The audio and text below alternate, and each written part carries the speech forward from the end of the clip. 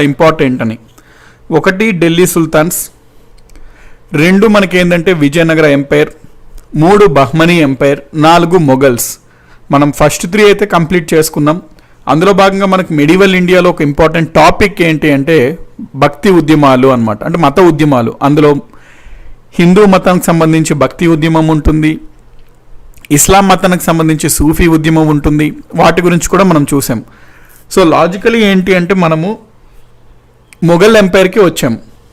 Mughal umpire మనం వచ్చాము అంటే ఆల్రెడీ ఢిల్లీ సుల్తాన్స్ చూస్తున్నప్పుడు ఢిల్లీ సుల్తాన్ని పరిపాలించిన రాజవంశం వారి గురించి మనం మాట్లాడుకుంటున్నప్పుడు ఏమనుకున్నాం? స్లేవ్, ఖిల్జీ, తుగ్లక్, సయ్యద్, లోడి, ఈ వంశాలు ఢిల్లీ సుల్తాన్స్ని పరిపాలించారు అనుకున్నాం. సో లాస్ట్ పరిపాలించిన వంశం ఢిల్లీ సుల్తాన్స్ ఎవరు అంటే లోడి వంశం. అందులో మనం లోడి వంశం గురించి మాట్లాడుకున్నప్పుడు చదువుకున్నాం ఏమని, లోడి వంశాన్ని ఏర్పాటు చేసింది ఎవరు అంటే బహులాల్ లోడి అనుకున్నాము. వీళ్ళు ఆఫ్ఘాన్స్కి చెందినవారు. ఈ పాయింట్ గుర్తుపెట్టుకోండి, లోడీస్ అనేవారు ఆఫ్ఘాన్స్కి చెందినవారు అనమాట. సో లోడీస్ ఆఫ్ఘాన్కి చెందినవారు, ఈ పాయింట్ గుర్తుపెట్టుకోండి. లోడీస్ బిలాంగ్ టు ఆఫ్ఘాన్స్ అనమాట. సో మనకి ఢిల్లీ సుల్తాన్స్లో ఆఖరి వంశం లోడీస్, వీళ్ళు ఆఫ్ఘాన్స్, స్థాపించింది బహులాల్ లోడి అనుకున్నాము. దాని తర్వాత సికిందర్ లోడి పరిపాలించాడు. సికిందర్ లోడి తర్వాత ఆఖరికి ఇబ్రహీం లోడి వచ్చాడు అని మనం అనుకున్నాం ఢిల్లీ సుల్తాన్స్లో. సో ఒకసారి ఆల్రెడీ మనము ఢిల్లీ సుల్తాన్లో చూసుకున్న పాయింటే ఒకసారి మళ్ళీ చూద్దాం. సో దట్ ఏంటి అంటే మొఘల్ ఎంపైర్కి కనెక్షన్ ఉంటుందన్నమాట ఆ పాయింట్. లోడి, ఢిల్లీని పరిపాలిస్తున్న లోడి వంశరాజు ఎవరు అంటే ఇబ్రహీం లోడి.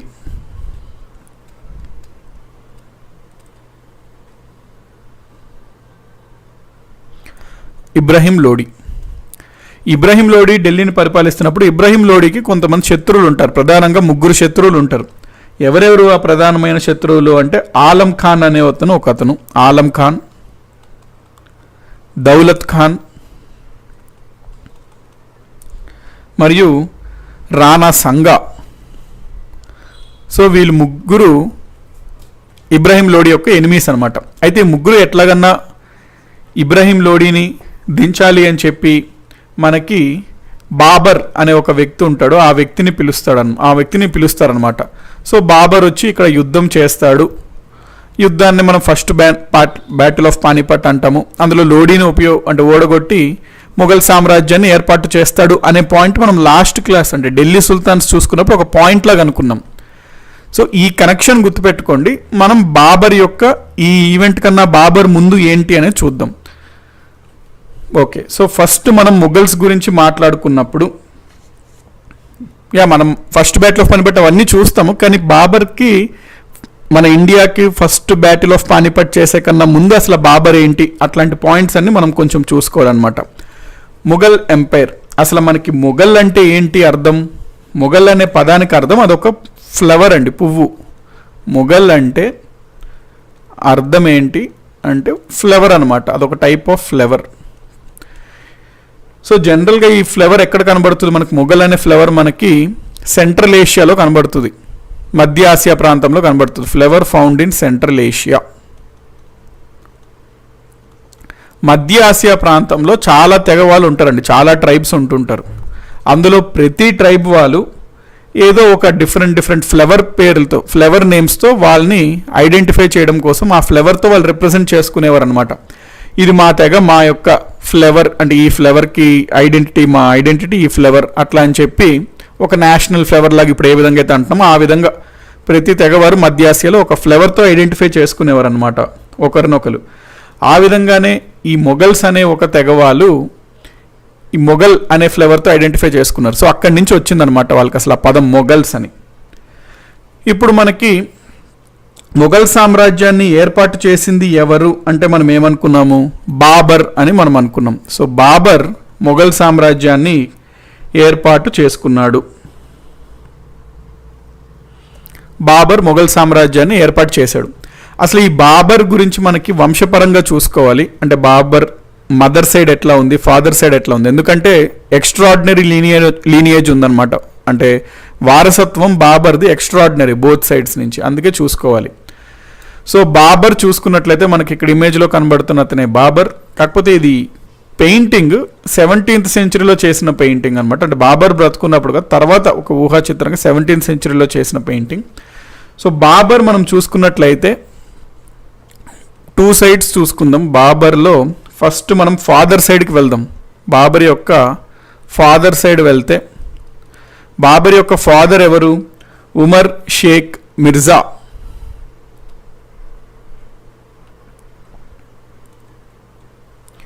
ఉమర్ షేక్ మిర్జా బాబర్ యొక్క ఫాదర్. ఇదిగోండి ఇక్కడ మనకు బాబర్ ఉన్నారు. బాబర్ యొక్క ఫాదర్ ఎవరు అంటే ఉమర్ షేక్ మిర్జా. ఆయన యొక్క ఫాదర్ ఎవరు అంటే సుల్తాన్ అబూ సైద్. ఆయన ఫాదరు సుల్తాన్ మహమ్మద్. ఆయన ఫాదర్ మిరాన్ షా. ఇది ఇంపార్టెంట్. ఆయన ఫాదర్ ఎవరు అంటే తైమూర్. మనకి సమర్ఖండ్ని పరిపాలించిన గొప్ప చక్రవర్తి ఎవరు అంటే తైమూర్ అనమాట. అంటే మా ఫాదర్ సైడ్ చూసుకున్నట్లయితే వీళ్ళ వంశం ఎవరి వారసత్వం? బాబర్, తైమూర్ వారసత్వం. ఓకే, ఫాదర్ సైడ్ బాగానే ఉంది. ఇప్పుడు మదర్ సైడ్ చూసుకుందాము. బాబర్ యొక్క మదర్ సైడ్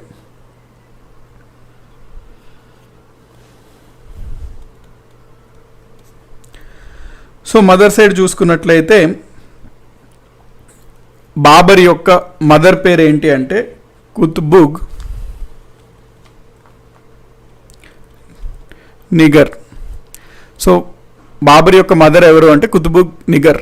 ఈవిడ మనం ఇంకా డైరెక్ట్గా వెళ్ళుంటే అంటే ఈవిడ మదర్ అట్లా మనం డైరెక్ట్గా డిసెండెంట్స్కి వెళ్ళుంటే మనకి ఇక్కడ ఎవరు వస్తారు అంటే చెంగీస్ ఖాన్ వస్తాడనమాట. మంగోల్ పాలకుడు చెంగీస్ ఖాన్. ఇతన్ని ప్రొనౌన్సియేషన్ 2 విధాలుగా ప్రొనౌన్స్ చేయొచ్చండి. 2 acceptable. Genghis Khan acceptable, Genghis Khan కూడా యాక్సెప్టబుల్. సో 2 యాక్సెప్టబుల్ ప్రొనౌన్సియేషన్సే. సో చెంగిస్ ఖాన్ అనే అతను మదర్ సైడ్ నుంచి ఉంటుంది, అతనికి లీనియేజ్.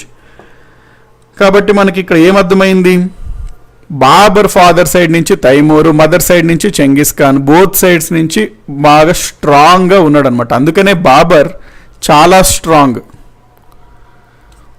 బాబర్ మనకి పులితో కూడా యుద్ధం ఫైట్ చేయగలుగుతాడు అంటారు. అందుకనే అతనికి పేరు బాబర్ అని పెట్టడం జరిగింది. బాబర్ అంటే అర్థం ఏంటంటే టైగర్ అనమాట. పులి. బాబర్ అంటే టైగర్. సో పులితో కూడా యుద్ధం చేయగలుగుతాడు, అంత బలమైన వాడు. అందుకనే బాబర్ అని పెట్టారు అతనికి పేరు. Babar personality wise very strong అనమాట. గంగా నదిలో కూడా ఆ ఫ్లోకి, ఆ స్ట్రీమ్ ఫ్లోకి ఎదురుగా ఈదేవాడు. అంటే గంగా చాలా ఫ్లోలో ప్రయాణిస్తుంటుంది, చాలా స్పీడ్గా ఉంటుంది. అట్లాంటి దానికి ఎదురుగా ఈదేవాడు అనమాట. సో కండబలం కలిగిన వాడు బాబర్ అని. అందుకని బాబర్ అంటే అతనిది యాక్చువల్ నేమ్ ఏంటంటే బాబర్ అంటే టైగర్ అని అర్థం అనమాట. ఏ భాషలో? తుర్కీ భాషలో. సో తుర్కిష్ భాషలో, మదర్ టంగ్ తుర్కిష్ అండి బాబర్ది. సో తుర్కిష్ భాషలో బాబర్ అంటే టైగర్ అని అర్థము. ఓకే, ఈ బాబర్కి జనరల్గా యాక్చువల్ నేమ్, ఇతను అసలు యాక్చువల్ నేమ్ ఏంటి బాబర్ది అనేది కూడా ఇంపార్టెంట్. బాబర్ యొక్క యాక్చువల్ నేమ్ జహీరుద్దీన్ మొహమ్మద్. జహీరుద్దీన్ మొహమ్మద్. ఈయన ఫాదర్ మనం ఏమనుకున్నాము? ఉమర్ షేక్ మిర్జా అనుకున్నాం. ఈ ఉమర్ షేక్ మిర్జా ఏంటి అంటే మనకు ఆఫ్ఘనిస్తాన్లో ఫర్ఘనా అనే ఒక రాజ్యం ఉంటుందండి. పర్గనా వేరు, ఫర్ఘనా వేరు. ఇది రాజ్యం అనమాట. ఆఫ్ఘనిస్తాన్లో ఫర్ఘనా అనేది ఒక రాజ్యం. ఆ రాజ్యానికి రాజు ఈ ఉమర్ షేక్ మిర్జా అనే అతను అనమాట. సో వాళ్ళ నాన్న ఏంటంటే ఆఫ్ఘనిస్తాన్లో ఫర్ఘనా అనే ఒక చిన్న రాజ్యానికి రాజు. అతను కొడుకే జహీరుద్దీన్ మొహమ్మద్. ఈ జహీరుద్దీన్ మొహమ్మద్కి ఎప్పుడు సమర్ఖండ్ ప్రాంతం ఉంటుంది. ప్రస్తుతం ఉజ్బెకిస్తాన్ ఉంటుంది కదా, ప్రస్తుతం ఉజ్బెకిస్తాన్లో మనకి ఉంటుంది సమర్ఖండ్ అనే ప్రాంతం ఉంటుంది. మనం ఆల్రెడీ అనుకున్నాం వాళ్ళ ఫాదర్ సైడ్ చూసుకున్నట్లయితే తైమూర్ సమర్ఖండ్ పాలకుడు. అందుకని చెప్పి బాబర్కి సమర్ఖండ్ని ఎట్లాగన్నా చెప్పి దాన్ని కాంకర్ చేసి పాలించాలి అని అతని అంబిషన్ అనమాట. బాబర్ ఏంటి, వాళ్ళ నాన్న చనిపోయిన తర్వాత బాబర్ రాజు అవుతాడు ఫర్గనా ప్రాంతానికి. బాబర్ సమర్ఖండ్ని కాంకర్ చేద్దాము అని ప్రయాణం అవుతాడు. కానీ బాబర్ ఓడిపోతాడు అనమాట, డిఫీట్ అవుతాడు. అందులో భాగంగా ఎప్పుడైతే బాబర్ సమర్ఖండ్ని గెలుచుకుందామని సమర్ఖండ్కి వెళ్ళి అక్కడ ఓడిపోతాడో ఆ టైంలో ఈ యొక్క ఫర్గనా ప్రాంతాన్ని కూడా బాబర్ ఓడిపోతాడు. వేరే వాళ్ళు వచ్చి ఆక్రమించేసుకుంటారు ఆ టైంలో. సో బాబర్కి ఫర్గనా పోయింది, అటు సమర్ఖండ్ రాలేదు. దాదాపుగా బాబర్ 8 సంవత్సరాలు సమ్ డిఫరెంట్ ఏరియాలు అటు ఇటు తిరుగుతూ ఒక రాజ్యాన్ని అన్నట్టు ఏమీ పాలించకుండా ఒక 8 సంవత్సరాలు అట్లా గడిపాడు అనమాట. తర్వాత చాలా డిఫికల్టీతో అయితే ఈ ఫర్గనా ప్రాంతాన్ని మళ్ళీ తెచ్చుకున్నాడు. సో మళ్ళీ ఫర్గనా ప్రాంతానికి తెచ్చుకొని ఆ రాజ్యానికి రాజు అయ్యాడు బాబర్. బాబర్కున్న యాంబిషన్ ఏంటి? సమర్కండ్ని తెచ్చుకోవాలి అని. సమర్కండ్ ఇటువైపు అంటే బాబర్ ఈ ఫర్గనాకి పశ్చిమ సైడ్ ఉన్న సమర్కండ్ని ఆక్రమించాలి అని బాబర్కి బిరుదు. కానీ బాబర్ ఎప్పుడైతే ఓడిపోయి మళ్ళీ చాలా కష్టాలు పడి మళ్ళీ ఫర్గనాని తెచ్చుకుంటాడో ప్రాక్టికల్గా ఆలోచించి బాబర్ ఏమనుకుంటాడంటే ప్రాక్టికల్గా సమర్కండ్ని తెచ్చుకోవడం అనేది సాధ్యం కాదు. సో బెటర్ నేనేంటంటే వెస్ట్ వైపు వదిలేసి ఈస్ట్ వైపు ఫోకస్ చేస్తాను అనుకుంటాడు బాబర్. ఈ ఈస్ట్ వైపు ఫోకస్ చేస్తాను అనుకున్నప్పుడు బాబర్కి ఏమనిపిస్తుంది? ఆల్రెడీ మనం ఒక పాయింట్ చూసాం. ఏంటి? ఢిల్లీ సుల్తాన్స్ చదివినప్పుడు తైమూర్ ఢిల్లీ పైన దండయాత్ర చేస్తాడు. ఎప్పుడు 1398 AD దండయాత్ర చేసి ఢిల్లీని ఆక్రమించుకొని ఢిల్లీని లూట్ చేస్తాడు. మొత్తం లూట్ చేసి తైమూర్ అయితే తిరిగి వెళ్ళిపోయి అతను ప్రతినిధిగా కిజిర్ ఖాన్ని పెట్టి వెళ్ళిపోతాడు అనమాట. మనం అనుకున్నాం కిజిర్ ఖాన్. సో బాబర్ ఏమనుకుంటాడంటే అతనికి ఢిల్లీ మా తైమూర్ ఇదంతా చేశాడు అన్నప్పుడు ఖచ్చితంగా నాకు ఢిల్లీ పైన అధికారం ఉండాలి, ఎవ్రీ రైట్ నాకుంది ఢిల్లీని ఆక్రమించుకోవడానికి అని బాబర్ భావించాడు. సో బాబర్ యొక్క దృష్టి ఈసారి ఢిల్లీని ఆక్రమించాలి అన్నట్టు మళ్ళీంది. ఇప్పుడు సమర్కండ్ యొక్క ఆలోచనని బాబర్ వదులుకున్నాడు అనమాట. ఓకే, ఇప్పుడు ఢిల్లీని ఆక్రమించాలి అనుకునే సమయంలోనే బాబర్ ఢిల్లీని ఆక్రమించాలనే సమయంలో ఆలోచనలో ఉన్నాడు. అదే టైంలో బాబర్కి కలిసొచ్చిన విధంగా మనం ఇందాక చూసుకున్నాం. ఢిల్లీలో ఉన్నటువంటి మనకి ఈ ఆలం అంటే ఢిల్లీ రాజు అయినటువంటి ఇబ్రహీం లోడీని ఓడించండి, ఆయన పైన దండయాత్ర చేయండి, మేము సహాయం చేస్తామని వీళ్ళు ముగ్గురు బాబర్ని కోరడం జరిగింది. దానితో బాబర్ ఒప్పుకున్నాడు. ఒప్పుకున్నాక వీళ్ళిద్దరి మధ్యన అంటే ఇబ్రహీం లోడీకి బాబర్ మధ్యన యుద్ధం జరుగుతుంది. ఆ యుద్ధాన్నే మనము మొదటి పానిపట్ యుద్ధము అని అంటాము. ఫస్ట్ బ్యాటిల్ ఆఫ్ పానిపట్ ఎవరి మధ్యన జరిగింది అంటే బాబర్కి మరియు ఇబ్రహీం లోడీకి. సో అది చూద్దాం ఇప్పుడు. First battle of Panipat.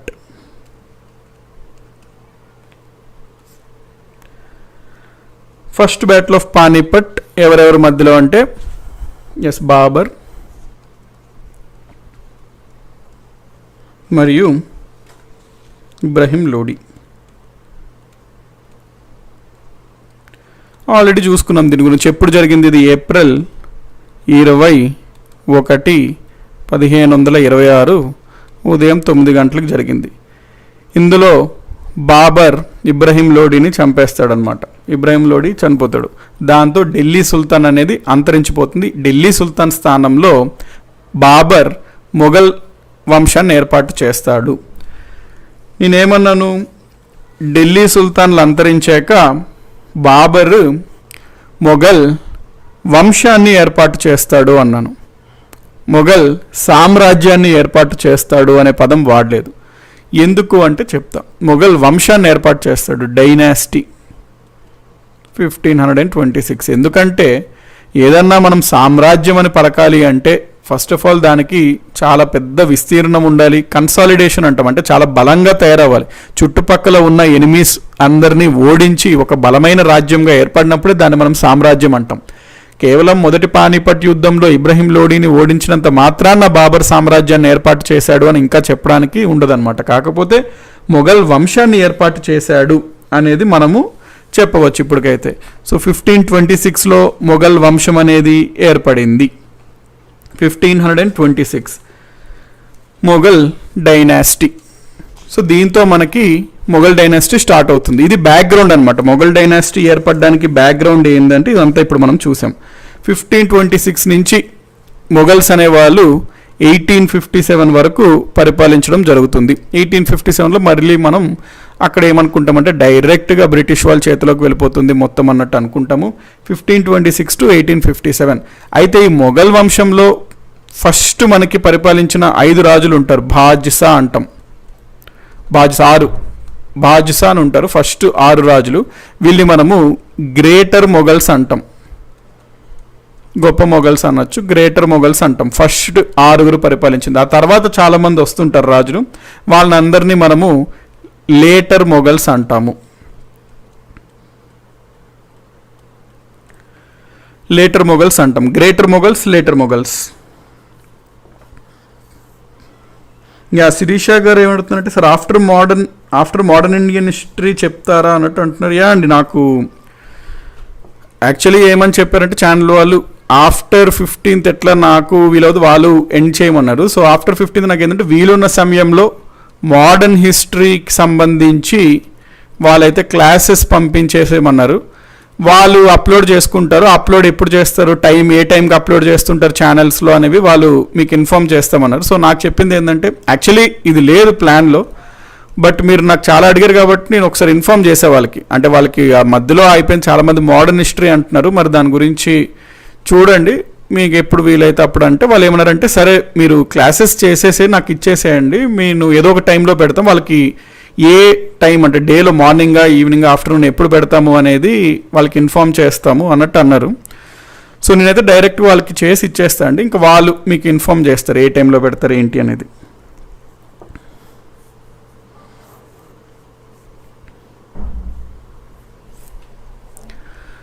తర్వాత మనకి పాలించిన రాజుల్ని మనము లేటర్ మొఘల్స్ అంటాము.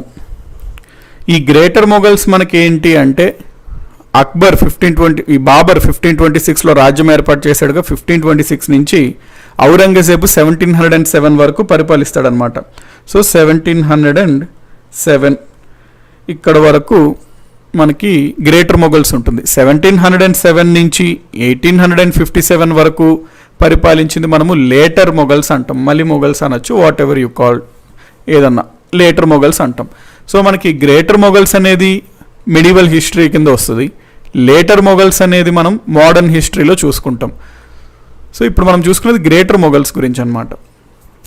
ఈ 6 రాజులు బాబర్, హుమయూన్, అక్బర్, జహంగీర్, షాజహాన్, ఔరంగజేబ్, బాద్షా.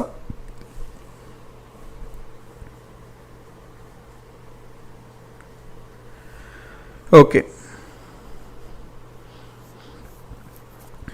లేదండి నవీన్ గారు, ఇండియన్ జాగ్రఫీ అది లేదు, ఎకానమీ అయిపోయిందండి. ఎకానమీ రిమైనింగ్ టాపిక్స్ అంటారు. ఓకే, జాగ్రఫీ ఎకానమీకి అయితే లేదండి. సో జాగ్రఫీ ఎకానమీకి లేదు, ఓన్లీ మోడర్న్ హిస్టరీ. అది మీరు చాలామంది రిక్వెస్ట్ చేశారు కాబట్టి జనరల్గా వాళ్ళకి చెప్పిన ఇండియన్ జాగ్రఫీ ఎకానమీ మనం మేబీ ఆఫ్టర్ సమ్ టైం వీలుంటే కొంచెం తర్వాత చూసుకోవాలండి, డిఫరెంట్ ప్లాట్ఫామ్లో చూసుకోవాలి. బట్ ఓన్లీ మోడర్న్ హిస్టరీకి ఇప్పుడు ప్రస్తుతం అయితే వీలవుతుంది. తర్వాత ఇవి మనం అన్నీ చూసుకొని మేబీ వీ కెన్ ప్లాన్ అనమాట for Indian geography or economy, remaining parts of economy. ఆ ఫ్యూ టాపిక్స్ ఉన్నాయి. సో వాటికైతే ఆఫ్టర్ సమ్ టైం మధ్యలో కాస్త బ్రేక్ అనేది ఉంటుంది. దాని తర్వాత we can plan how to do, what to do అన్నీ. మోడర్న్ హిస్టరీ అయితే అది కూడా నేనే రిక్వెస్ట్ చేసే వాళ్ళకి, సో దట్ వాళ్ళకి ఇచ్చేస్తే వాళ్ళు ఇచ్చేసేమన్నారు, ఓకే అన్నారు. సో దట్ అట్లుంటుంది. Yeah 1707 to 1857 later Mughals. ఇప్పుడు బాబర్ మొఘల్ డైనాసిటీ వంశంని ఏర్పాటు చేశాడు 1526లో. ఇప్పుడు ఒక వంశాన్ని ఏర్పాటు చేయడం పెద్ద కష్టమైన పని కాదు, కానీ అసలైన పని ఏంటి అంటే ఆ వంశాన్ని బలపరచడం అన్నమాట. చుట్టుపక్కలంతా ఒక కొత్త వంశం ఏర్పాటు చేసినప్పుడు ఎనిమీస్తో కూడి ఉంటుంది, శత్రువులతో నిండి ఉంటుంది. మరి అట్లాంటి వాళ్ళంతా కలిసి ఈ కొత్తగా ఏర్పడిన వంశంని అటాక్ చేయడానికి చూస్తుంటారు. కాబట్టి ఆ ఎనిమీస్ని అందరిని ఎదుర్కొని వాళ్ళని ఓడించి ఒక బలమైన రాజ్యం ఏర్పాటు చేయడం కష్టమైన పని. సో జస్ట్ ఒక వంశం ఏర్పాటు చేయడం పెద్ద పని ఏం కాదు, దాన్ని బలపరచడం అనేది అసలైన పని అనమాట. దాంతో బాబర్కి వంశం ఏర్పాటు చేశాక అతను ముందు ఉన్న తొలి ఛాలెంజ్ ఏంటి అంటే ఒక బలమైన రాజ్యం ఏర్పాటు చేయడం, ఈ వంశంని సామ్రాజ్యంగా మార్చడం అనమాట. సో ఇప్పుడు బాబర్ ఆ పనిలో పడతాడు. బాబర్ ఆ పనిలో పడగానే బాబర్ ఏం చేస్తాడు, ఇంక యుద్ధాలు చేయడం మొదలెడుతుంటాడు ఇంకా బాబర్. సో బాబర్ రాజ్యానికి అయితే వచ్చాడు. రాజ్యానికి వచ్చిన నెక్స్ట్ ఇయరే యుద్ధాలతో మొదలవుతుంది. 1527లో బాబర్కి యుద్ధము కన్వా బ్యాటిల్ అంటాం. కన్వా యుద్ధం, బ్యాటిల్ ఆఫ్ కన్వా 1527 ADలో. ఇది ఎవరెవరికి జరుగుద్ది అంటే రాణా సంగాకి మరియు బాబర్కి జరుగుద్ది. రాణా సంగా వర్సెస్ బాబర్కి జరుగుద్ది యుద్ధం. Rana Sanga actually very powerful. Rana సంగాని 100 యుద్ధాల యోధుడు అంటారనమాట. వీళ్ళిద్దరి మధ్యన ఈ జరిగే యుద్ధం 1527నే మనము కన్వాయ్ బ్యాటిల్ అన్నట్టు అంటాము. సో దీంట్లో భాగంగా మనకి ఏంటి అంటే మరి రాణా సంఘ చాలా పవర్ఫుల్, అటువంటి పవర్ఫుల్ అయిన రాణా సంఘాన్ని కూడా బాబర్ ఓడించడం జరుగుతుంది. అందుకని మనం చూసుకున్నాం బాబర్ అనేది చాలా పెద్ద యోధుడండి. ఈ 100 యుద్ధాలు చేసిన యోధుడినే ఓడించిన యోధుడు అనమాట బాబర్. యుద్ధం మనకి ఆగ్రా సమీపాన కాన్వా ప్రాంతం ఉంటుంది కదండి, ఆ కాన్వా వద్ద యుద్ధం జరుగుతుంది. అందుకని యుద్ధంని మనం కాన్వా యుద్ధం అంటాము. ఈ యుద్ధంలో బాబర్ రాణా సంఘ పైన జిహాద్ ప్రకటిస్తాడనమాట, అంటే ఒక పవిత్ర యుద్ధం అని చెప్పి. ఈ యుద్ధంలో గెలిచిన తర్వాత జిహాద్ని గెలిచాడు కాబట్టి బాబర్ గాజీ అనే బిరుదు కూడా స్వీకరిస్తాడు. రాణా సంఘ ఓడిపోయాక అక్కడ ఒక కోట ఉంటుంది, ఆ ఫోర్ట్ని బాబర్కి ఇచ్చివేయడం జరుగుతుంది. సో ఇది మొదటి యుద్ధం బాబర్ వచ్చాక ఇంపార్టెంట్ బ్యాటిల్ అనమాట. బాబర్ వంశాన్ని ఏర్పాటు చేసిన తర్వాత ఒక ఇంపార్టెంట్ బ్యాటిల్. నెక్స్ట్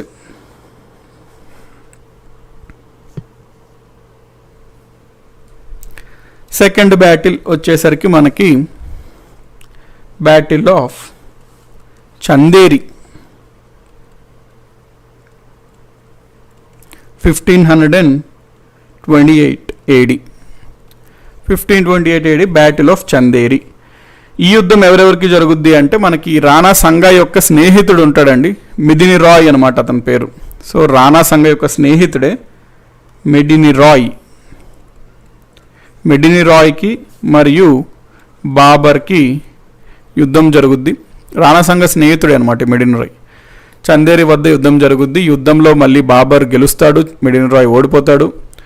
ఇక్కడ మొఘల్స్ చేతిలో ఈ రాజ్యం ఓడిపోయింది కాబట్టి వీళ్ళందరూ ఎవరు రాజ్పుట్స్. సో అక్కడ ఈ యుద్ధంలో ఓడిపోయిన కారణం చేత అక్కడ రాజ్పుట్ స్త్రీలు జోహార్ పాల్పడతారనమాట. జోహార్ అంటే రాజ్పుత స్త్రీలు అందరూ సామూహికంగా అగ్నిలో దూకి వాళ్ళ ప్రాణాలను అర్పించడం. ఎందుకు చేస్తారు ఇది అంటే శత్రువుల వాళ్ళ చేతిలో పడకుండా వాళ్ళు ప్రాణాలను అర్పించేసుకుంటే బెటర్, ప్రాణాలు వదులుకోవడం better.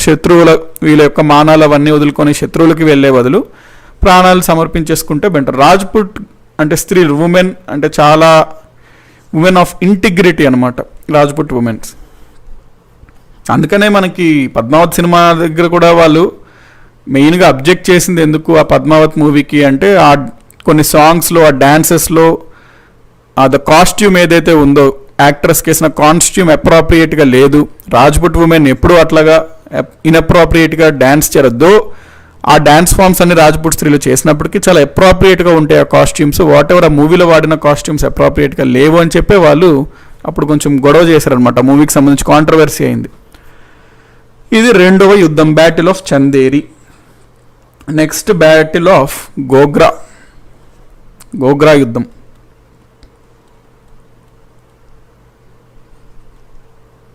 Battle of Gogra 1529 AD. ఈ బ్యాటిల్ ఆఫ్ గోగ్రా మనకి ఎవరెవరి మధ్యలో జరుగుద్దంటే దీనికి యాక్చువల్లీ ఏమంటే మనకి ఢిల్లీ సుల్తాన్స్ ఢిల్లీని పరిపాలిస్తున్నప్పుడు ఏ వంశం పరిపాలిస్తారు? లోడీ వంశం పరిపాలిస్తారు, లోడీ డైనాసిటీ. ఈ లోడీ డైనాసిటీ పరిపాలిస్తున్న రాజు ఎవరు? ఇబ్రాహీం లోడీ. ఇతన్నే మొదటి పానిపట్ యుద్ధంలో బాబర్ ఓడించాడు. అయితే ఇబ్రాహీం లోడీకి ఒక తమ్ముడు ఉంటాడు. ఈ ఇబ్రాహీం లోడీకి ఒక తమ్ముడు ఉంటాడు, బ్రదర్. ఆ బ్రదర్ పేరు మొహమ్మద్ లోడీ. ఈ మొహమ్మద్ లోడీ బెంగాల్ ప్రాంతాన్ని పరిపాలిస్తుంటాడండి. బెంగాల్ని మొహమ్మద్ లోడీ పరిపాలిస్తుంటాడు. మొహమ్మద్ లోడీ ప్లాన్ ఏంది? ఇబ్రాహీం లోడీ తర్వాత ఇతను ఢిల్లీ సుల్తాన్ అవుదామని అతని ప్లాను. కానీ అతని యొక్క ప్లాన్ తిప్పికొట్టబడింది అనమాట. మన బాబర్ అయ్యాడు రాజు. సో బాబర్కి తెలుసు మన ఈ మొహమ్మద్ లోడీ కన్నేసాడు ఈ యొక్క రాజ్యం పైన అని చెప్పి అతన్ని ఫినిష్ చేస్తే బెటరు, శత్రువుని కంప్లీట్ చేసేస్తే బెటర్ అని బాబర్ భావించి నెక్స్ట్ ఈ బెంగాల్ ప్రాంతం పైన దండెత్తాడు. బెంగాల్ పరిపాలిస్తున్న అతను మొహమ్మద్ లోడీ పైన దండెత్తాడు అనమాట. దాంతో ఈ యుద్ధంలో మొహమ్మద్ లోడీ ఓడిపోవడం జరుగుతుంది, పారిపోవడం జరుగుతుంది. యాక్చువల్లీ ఇక్కడ యుద్ధంలో ఏం జరుగుద్ది అంటే బెంగాల్లో బాబర్ చాలా యుద్ధ టాక్టిక్స్ వాడతాడండి, అంటే చాలా టెక్నిక్స్ వాడతాడు అనమాట, వార్ టెక్నిక్స్. ఈ యుద్ధంలో బాబర్ ఎట్లా అంటే ఒక మొత్తం టెర్రర్ సృష్టిస్తాడు. భారీ సైన్యంతో ఘోరంగా వస్తుంది సైన్యం, ఒక్కొక్కరిని చిత్తు చేసేస్తుంది అనే ఫుల్ ఇన్ఫర్మేషన్ లాగా పాస్ చేయిస్తాడు. నిజం కాదు అది, కానీ ఒక భయభ్రాంతులకు గురి చేస్తాడు అనమాట బెంగాల్ ప్రాంతాన్ని. దాంతో ఇక్కడ మొహమ్మద్ లోడీ పారిపోతాడు, దగ్గర ఉన్న చిన్న రాజులన్నీ పారిపోతారు, తలా ఒకరు ఒక్కొక్క చోట. సో చాలా ఈజీగా అయిపోతుంది అక్కడ, యుద్ధం కూడా పెద్దగా ఏం జరగదు. బాబర్ వస్తాడు, ఆక్రమించుకుంటాడు అంతే. అందరూ ఎక్కడెక్కడ వాళ్ళు ఎక్కడెక్కడ పారిపోతారు అనమాట. సో అట్లాగా చాలా వార్ టెక్నిక్స్ వాడతాడు బాబర్. అందుకే మనం యోధుడు అంటాం బాబర్ని. ఓకే, సో మనకి బెంగాల్ కూడా మొఘల్ రాజ్యంలో కలిపేశాడు బాబర్. దీన్నే బ్యాటిల్ ఆఫ్ గోగ్రా అని అంటాము. ఇందులో మొహమ్మద్ లోడి ఓడిపోయినట్టు అవుతుంది, దాంతో బెంగాల్ వెళ్ళిపోతుంది. సో ఈ విధంగా మనకి బాబర్ పరిపాలిస్తుంటుంటాడు. బాబర్కి తర్వాత ఏమవుతుందంటే, బాబర్కి ఒక కొడుకు ఉంటాడండి. బాబర్ కొడుకు పేరు హుమాయూన్. బాబర్ యొక్క కొడుకు పేరు హుమాయూన్ అనమాట. అయితే బాబర్కి ఇట్లా పరిపాలిస్తున్నప్పుడు బాబర్కి ఒక మెసేజ్ వస్తుంది, ఇన్ఫర్మేషన్. ఏంటి అంటే, హుమాయూన్కి అస్సలు ఒంట్లో బాగాలేదు అని చెప్పి. బాబర్కి తన కొడుకు హుమాయూన్ అంటే చాలా ఇష్టం. హుమాయూన్కి అస్సలు ఒంట్లో బాగాలేదు అనే విషయం ఎప్పుడైతే బాబర్కి తెలుస్తుందో బాబర్ బాగా దుఃఖానికి గురవుతాడు. బాబర్ ముక్కుతాడనమాట దేవుడిని. ఏమని? నా ప్రాణం తీసుకొని నా కొడుకు హుమాయూన్ ప్రాణం కాపాడు దేవుడు అని, దేవుడా అన్నట్టు కోరుతాడు. మిరాకిల్ ఏమవుద్దంటే, అది అంటారు కదా మెడికల్ హిస్టరీలోనే మిరాకిల్, అట్లా మెడికల్ హిస్టరీలోనే మిరాకిల్ ఏమవుద్దంటే బాబర్కి ఆరోగ్యం క్షీణిస్తుంది, ఫ్లూ వస్తుంది అతనికి, హుమాయూన్ ఆరోగ్యం బాగుపడుతుంటుంది. ఇది మీకెట్లా తెలుసు సార్, బాబర్ మీకు ఏమైనా చెప్పాడా అంటే, మనకు చెప్పలేదు. కాకపోతే బాబర్ తన యొక్క జీవిత చరిత్రను రచించుకుంటాడండి. బాబర్ తన జీవిత చరిత్రని ఒక గ్రంథం రూపంలో రచిస్తాడు. ఆ గ్రంథమే తుజక్ ఏ బాబరి. తుజక్ ఏ బాబరి. ఈ గ్రంథంనే మనము బాబర్ నామా అని కూడా అంటాము. బాబర్ నామా. సో తుజక్ ఏ బాబరి లేదా బాబర్ నామా అనే తన జీవిత చరిత్రను బాబర్ రచించుకుంటాడు. అందులో బాబర్ చెప్తాడనమాట ఈ విషయం. సో దీంతో మనకి బాబర్ ఫ్లూతో చనిపోవడం జరుగుతుంది. నెక్స్ట్ 1530 ADలో బాబర్ చనిపోవడం జరుగుతుంది. బాబర్ చనిపోయాక హుమాయూన్ రాజ్యానికి వస్తాడు. అయితే ఒక ఎగ్జామ్లో క్వశ్చన్ ఏం అడిగాడు అంటే, ఈ తుజక్ ఏ బాబరి లేదా ఈ బాబర్ నామాని ఇంగ్లీష్లో అనువదించింది ఎవరు అన్నట్టు అడిగాడు. సో ఇంగ్లీష్లో మనకి ఒక ఇంగ్లీష్ స్కాలర్ అనెట్ సుసానా బెవరిజ్ అని గుర్తుపెట్టుకోండి. బెవరిజ్ అనువాదం చేయడం జరుగుతుంది. ఈవిడికన్నా ముందు లిండ్సీ అని ఇద్దరు చేస్తారు, బట్ ఈవిడిది బాగా ఫేమస్ అనమాట. ఆ ఎగ్జామ్లో అడిగిన క్వశ్చన్కి ఆన్సర్ ఇదే, బెవరిజ్. సో బాబర్ నామాని ఇంగ్లీష్లోకి ట్రాన్స్లేట్ చేసింది ఎవరు అంటే Beveridge, English scholar Beveridge, madam Annette Susannah Beveridge. Okay,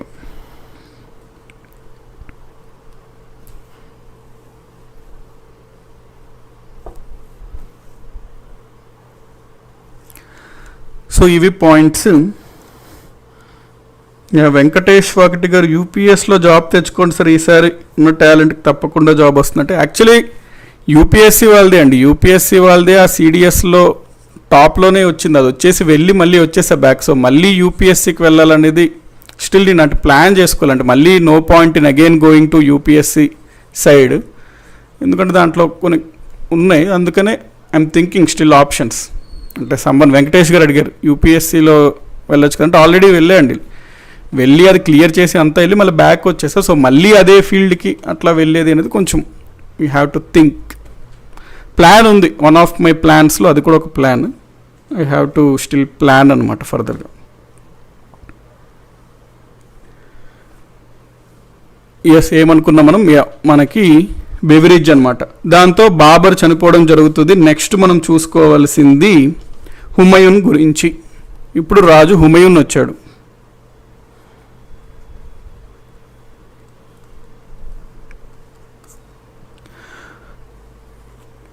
Humayun మనకి పరిపాలించిన రాజ్యం టైం ఎంత అంటే 1530 to 40 అని కొన్ని బుక్స్లో ఉంటుంది. ఎందుకో చెప్తా. కొన్ని బుక్స్లో 1530 to 1555 అని ఉంటుంది. సో ఎందుకో ఇది చెప్తాను, ఎందుకంటే మధ్యలో కొంత టైము షేర్ షా సూరి అనే అతను ఆక్రమించుకుంటాడు రాజ్యాన్ని, అతను పరిపాలిస్తాడు అనమాట. అందుకనే మనకి ఈ టైంలో కొన్ని బుక్స్లో వేరియేషన్స్ ఉంటాయి. మనము అవి ఇప్పుడు చూద్దాం. హుమాయూన్ గురించి చూద్దాం. హుమాయూన్ అంటే అర్థం ఏంటి అసలు? ఆ పదం హుమయూన్ అంటే అర్థం చాలా లక్కీ ఫెలో అని. కానీ పేర్లు కొన్ని విచిత్రంగా ఉంటాయండి. నేమ్స్ ఆర్ డిసెప్టివ్ అనమాట. ఏంటి హుమయూన్ అనే నేమ్ అర్థం ఏంటంటే మోస్ట్ ఫార్చునేట్ అని, బాగా లక్కీ పర్సన్ అని. ఒకడు పేరు లక్కీ, వాడు ఎప్పుడు అన్లక్కీ అన్నట్టు దీని అర్థం మోస్ట్ ఫార్చునేట్ అని. కానీ చరిత్రకారులు మొత్తం మొఘల్స్లో అన్ఫార్చునేట్ పర్సన్ ఎవరు అంటే హుమయూన్ అంటారు, అన్లక్కీ పర్సన్ ఎవరు అంటే హుమయూన్ అంటారు. సో హుమయూన్ అంటే మీనింగ్ మోస్ట్ ఫార్చునేట్ అనమాట. హుమయూన్లో ప్లస్ ఏంటి అంటే చాలా కైండ్ పర్సన్ అండి, చాలా గుడ్ పర్సన్. కాకపోతే ప్రాబ్లం ఏంటి అంటే హుమయూన్తో మంచిది ఏంటంటే ఇవి, కానీ ప్రాబ్లం ఏంటంటే హుమయూన్ ఏది సీరియస్గా తీసుకోడు అనమాట. ఏది సీరియస్గా తీసుకోడు అంటే వాళ్ళ ఫాదర్కి ఉన్న సెన్స్ ఆఫ్ పర్పస్ హుమయూన్కి ఉండదు. అంటే జనరల్గా ఏదన్నా కొంచెం పిచ్చలైట్ ఆరామ్ ఆ టైప్లో అన్నట్టు ఉంటాడు హుమయూన్. అంటే ఒక మొఘల్ సామ్రాజ్యానికి రాజుగా సుల్తాన్గా ఉన్నప్పుడు he has to have some sense of purpose అనమాట. That's what lacking in Humayun. ఇప్పుడు మనకి హుమయూన్ చూసుకున్నట్లయితే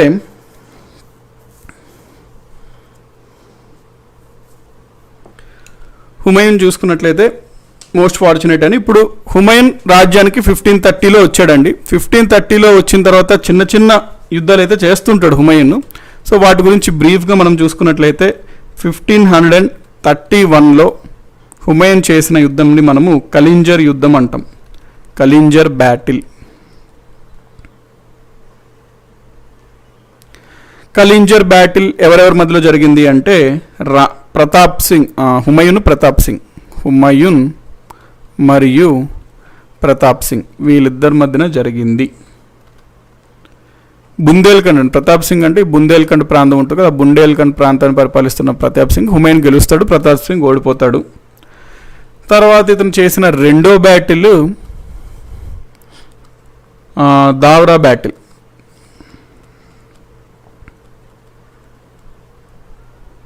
దావ్రా బ్యాటిల్ 1532. ఇది హుమయూన్కి యాక్చువల్గా ఏమవుతుందంటే మనకి ఇందాక ఇక్కడ ఏమనుకున్నాము, బాబర్ ఈ బెంగాల్ వైపు వెళ్తాడు, బ్యాటిల్ ఆఫ్ గోగ్రా. బాబర్ వస్తున్నాడు అట్లా తెలిసినప్పుడే మొహమ్మద్ లోడి పారిపోతాడు అనుకున్నాం. ఎప్పుడైతే బాబర్ చనిపోతాడో మళ్ళీ మొహమ్మద్ లోడి బ్యాచ్ అంతా వచ్చి సెటిల్ అవుతారు అనమాట. ఇక్కడ చూస్తూ ఉంటారు, ఎదురు చూస్తూ ఉన్నారు. వీళ్ళు ఆఫ్ఘన్స్. అందుకే ఇందాక ఫస్ట్ మీకు పాయింట్ చెప్పాను, లోడీస్ ఎవరు ఆఫ్ఘన్స్, వీళ్ళెవరు తుర్కిష్లు అనమాట. అందుకనే పడదు. ఆఫ్ఘన్స్ ఎదురు చూస్తూ ఉంటారు, సమయం దొరికినప్పుడు వాళ్ళపైన అటాక్ చేసి ఆక్రమించుకుందాము ఢిల్లీ అని. వీళ్ళ బ్యాచ్ మళ్ళీ వచ్చారు, ఎదురు చూస్తూ ఉన్నారనమాట. హుమయూన్కి అర్థమైంది వీళ్ళ గురించి. సో హుమయూన్ వీళ్ళపైన ఇప్పుడు ఈ మొహమ్మద్ లోడీ పైన యుద్ధం చేస్తాడు. ఆ బ్యాటిల్ని మనము దావ్రా అంటాం. లక్నో సమీపంలో ఉంటుందండి దావ్రా అనే ప్రాంతం, అక్కడ జరుగుతుంది కాబట్టి దావ్రా బ్యాటిల్ అంటాం. హుమయూన్ వర్సెస్ మొహమ్మద్ లోడీ. హుమయూన్ మనకి గెలుస్తాడు. ఓకే, నెక్స్ట్ జరిగిన యుద్ధం హుమయూన్ ఏంది అంటే మందసూర్ బ్యాటిల్ 1535. మందసూర్ బ్యాటిల్ 1535. ఇందులో మనకి యుద్ధానికి ఏంటంటే హుమయూన్ ఢిల్లీలో ఉంటున్నప్పుడు గుజరాత్, మనం ఆల్రెడీ అనుకున్నాం గుజరాత్ ప్రాంతీయ రాజ్యాలు చదివినప్పుడు గుజరాత్ గురించి పరిపాలిస్తున్న రాజవంశం ఎవరు అనుకున్నాం, బహదూర్ షాహీ డైనాసిటీ అనుకున్నాం. బహదూర్ షాహీ వంశం వాళ్ళు పరిపాలిస్తున్నారు.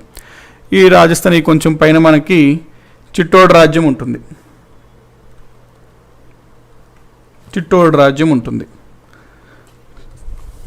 ఈ చిట్టోడ్ రాజ్యాన్ని పరిపాలిస్తున్న రాణి పేరు కర్ణావతి. సో ఈ కర్ణావతి ఈ హుమయూన్ని ఒక రాఖీ పంపించి సహాయం కోరుద్ది. ఈ చిట్టోర్కి ఈ గుజరాత్కి ఎప్పుడు పడదండి, బహదూర్ షాహీస్కి వీళ్ళకి పడదనమాట, ఈ రాజ్పుట్స్కి ఎప్పుడు. కాబట్టి ఈ బహదూర్ షాహీ వీళ్ళని ఇబ్బంది పెడుతున్నాడు, ఆక్రమించుకోవాలని ప్రయత్నిస్తున్నాడు. ఆ సమయంలో కర్ణావతి రాఖీ పంపించి బ్రదర్ కొంచెం హెల్ప్ చేయి బ్రదర్ అని కోరితే హుమయూన్ను వెళ్ళి బహదూర్ షాహీని తరిమి కొట్టి ఓడిస్తాడు. దాంతో ఈ చిట్టోర్ వాళ్ళు కోరిన సహాయాన్ని తీరుస్తాడు హుమయూన్. అది మందసూర్ యుద్ధం. Next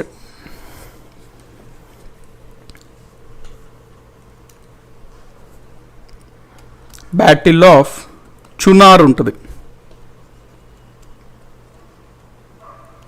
battle of Chunar 1539 AD.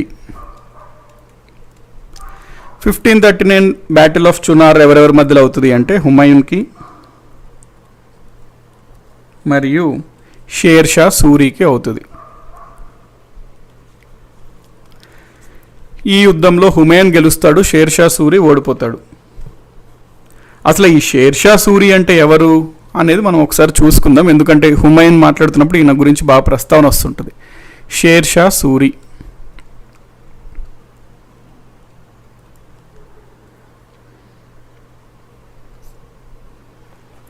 Share Shah Suri actual name ఏంటి అంటే ఫరీద్. ఇతను బీహార్లోని ఈ ససరాము, ఖవాస్పూర్ తందాట్ల కొన్ని ప్రాంతాలని పరిపాలిస్తున్న జమీందార్ అనమాట. అంటే బీహార్ రాజు వేరే, అతను అందులో కొన్ని ప్రాంతాలని పరిపాలిస్తున్న జమీందార్ ఇతను. ఆ రాజు పేరు, అప్పుడు ఆ బీహార్ని పరిపాలిస్తున్న రాజు పేరు బాబర్ ఖాన్ లోహానీ. ఆ రాజ్యంలో కొన్ని జమీందారులకి జమీందార్గా షేర్షా ఉంటాడు, షేర్షా సూరి. అయితే ఈ షేర్షా చాలా బలమైన వ్యక్తి, ఒంటి చేతితో పులితో యుద్ధం చేస్తాడు అంటారు. అందుకనే అతనికి ఆ బిరుదు వచ్చింది షేర్షా సూరి. షేర్ అంటే మనకి lion, tiger, what ever. So Sher Shah Suri అంత బలమైనడు కాబట్టి అతని బిరుదు వచ్చింది. యాక్చువల్ నేమ్ ఫరీద్, అతని బిరుదు అనమాట అది షేర్షా సూరి అనేది.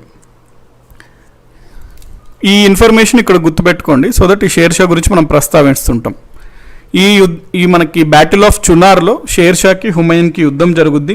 ఆ యుద్ధంలో హుమాయూన్ గెలుస్తాడు, షేర్షా ఓడిపోతాడు.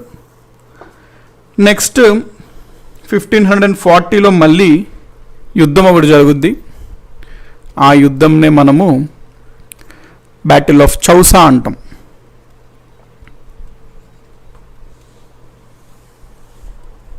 ఈ చౌసా బ్యాటిల్ యాక్చువల్లీ ఏం జరుగుద్ది అనేది మనం ఒకసారి చూద్దాం. ఈ షేర్షా సూరి యాక్చువల్గా హుమాయూన్ ఎట్లాగన్నా ఓడించాలి అని చెప్పి భావిస్తాడు. భావించినప్పుడు షేర్షా సూరి ఏం చేస్తాడు, ఒక టెక్నిక్ వాడతాడు అనమాట. ఇక్కడ చిన్న టెక్నిక్ వాడతాడు షేర్షా సూరి. బాబర్ లాగా తెలివి వాడినట్టు ఇతను ఒక టెక్నిక్ వాడతాడు, వార్ టెక్నిక్. ఏమని చెప్తాడంటే, చునార్లో షేర్షా ఉన్నాడు, షేర్షా ఢిల్లీని ఆక్రమించాలని అనుకుంటున్నాడు అని ఒక ఫాల్స్ ఇన్ఫర్మేషన్ హుమాయూన్కి అందేలా చేస్తాడు. దాంతో హుమాయూన్ ఏం చేస్తాడంటే పెద్ద సైన్యంతో వచ్చి ఆ చునార్ కోటలో ఉన్నట్టు ఆ ఇన్ఫర్మేషన్ పాస్ చేపిస్తాడు అనమాట. హుమాయూన్ పెద్ద సైన్యంతో వచ్చి ఆ చునార్ ఫోర్ట్ని మొత్తం కూల్ చేస్తాడు అనమాట. దాంతో ఆ సైన్యానికి ఉన్న ఆ మందుగుడు సామాన్లు అవన్నీ వార్ ఎమ్యునిషన్ అంటాం కదా, సామాన్లన్నీ దాదాపుగా ఈ ఫోర్ట్ని పేల్చడానికే సరిపోద్ది. చునార్ ఫోర్ట్ని సక్సెస్ఫుల్గా హుమాయూన్ అయితే పేల్చేస్తాడు. కాకపోతే ట్విస్ట్ ఏంటంటే ఆ ఫోర్ట్లో హుమాయూన్ అబ్బా ఈ షేర్షా సూరి చాప్టర్ ఎండ్ అయిపోయింది అనుకుంటాడు, కానీ షేర్షా లేడు అక్కడ. ఎప్పుడైతే ఈ హుమాయూన్ దగ్గర ఇవన్నీ అయిపోయినాయో వార్ ఎమ్యునిషన్, అప్పుడు షేర్షా సూరి అటాక్ చేయడం మొదలెడతాడు అనమాట. షేర్షా సూరి మళ్ళీ ఏం చేస్తాడు, తన దగ్గర ఉన్న సైన్యంలో సగం సైన్యాన్ని కనౌజ్లో పెడతాడు. సగం సైన్యాన్ని తనతో ఉంచుతాడు. ఎందుకు ఇట్లా చేస్తాడు అంటే, ఎప్పుడైతే హుమాయూన్ యుద్ధం చేస్తాడో షేర్షాతో, షేర్షా గెలుస్తాడు ఇప్పుడు, ఎందుకంటే వాళ్ళ దగ్గర ఉన్న ఎమ్యునిషన్ అంతా అయిపోయింది కాబట్టి. షేర్షా గెలుస్తున్నప్పుడు హుమాయూన్ ఖచ్చితంగా ఢిల్లీకి పారిపోదామని ప్రయత్నిస్తాడు. సో ఢిల్లీకి పారిపోవాలి అంటే ఖచ్చితంగా మన కనౌజ్ మీద నుంచే పారిపోవాలి కాబట్టి అక్కడ ఒక సైన్యాన్ని ఉంచితే ఖచ్చితంగా వాళ్ళు ప్రతిఘటించగలుగుతారు అని చెప్పి కనౌజ్లో కొంత సైన్యాన్ని ఉంచుతాడు. అనుకున్న విధంగానే 1540లో కానీ చునార్లో లేడు. ఈ షేర్షా చునార్ కోట్లో ఉన్నట్టు ఇన్ఫర్మేషన్ ఇస్తాడు కానీ చునార్లో ఉండడు. మరి ఎక్కడుంటాడు అంటే చౌసా అనే ప్రాంతంలో ఉంటాడు. అందుకని హుమాయూన్కి షేర్షా సూరికి చౌసా వద్ద యుద్ధం అవుతుంది కాబట్టి దాన్నే మనము చౌసా యుద్ధము అంటాము. 1540 AD ఈ చౌసా యుద్ధంలో హుమాయూన్ ఓడిపోతాడు.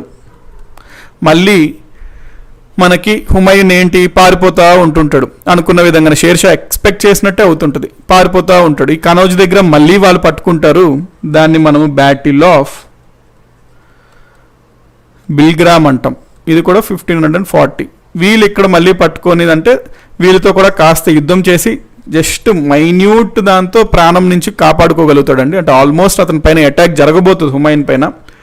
దాదాపుగా ఇంకా ఆల్మోస్ట్ హుమాయూన్ పైన అటాక్ జరుగుతుంది అన్న సమయంలో ఏదో రకంగా తప్పించుకొని మనోడు గంగా నదిలో దుంకేస్తాడు అనమాట. ఎవరు? హుమాయూన్.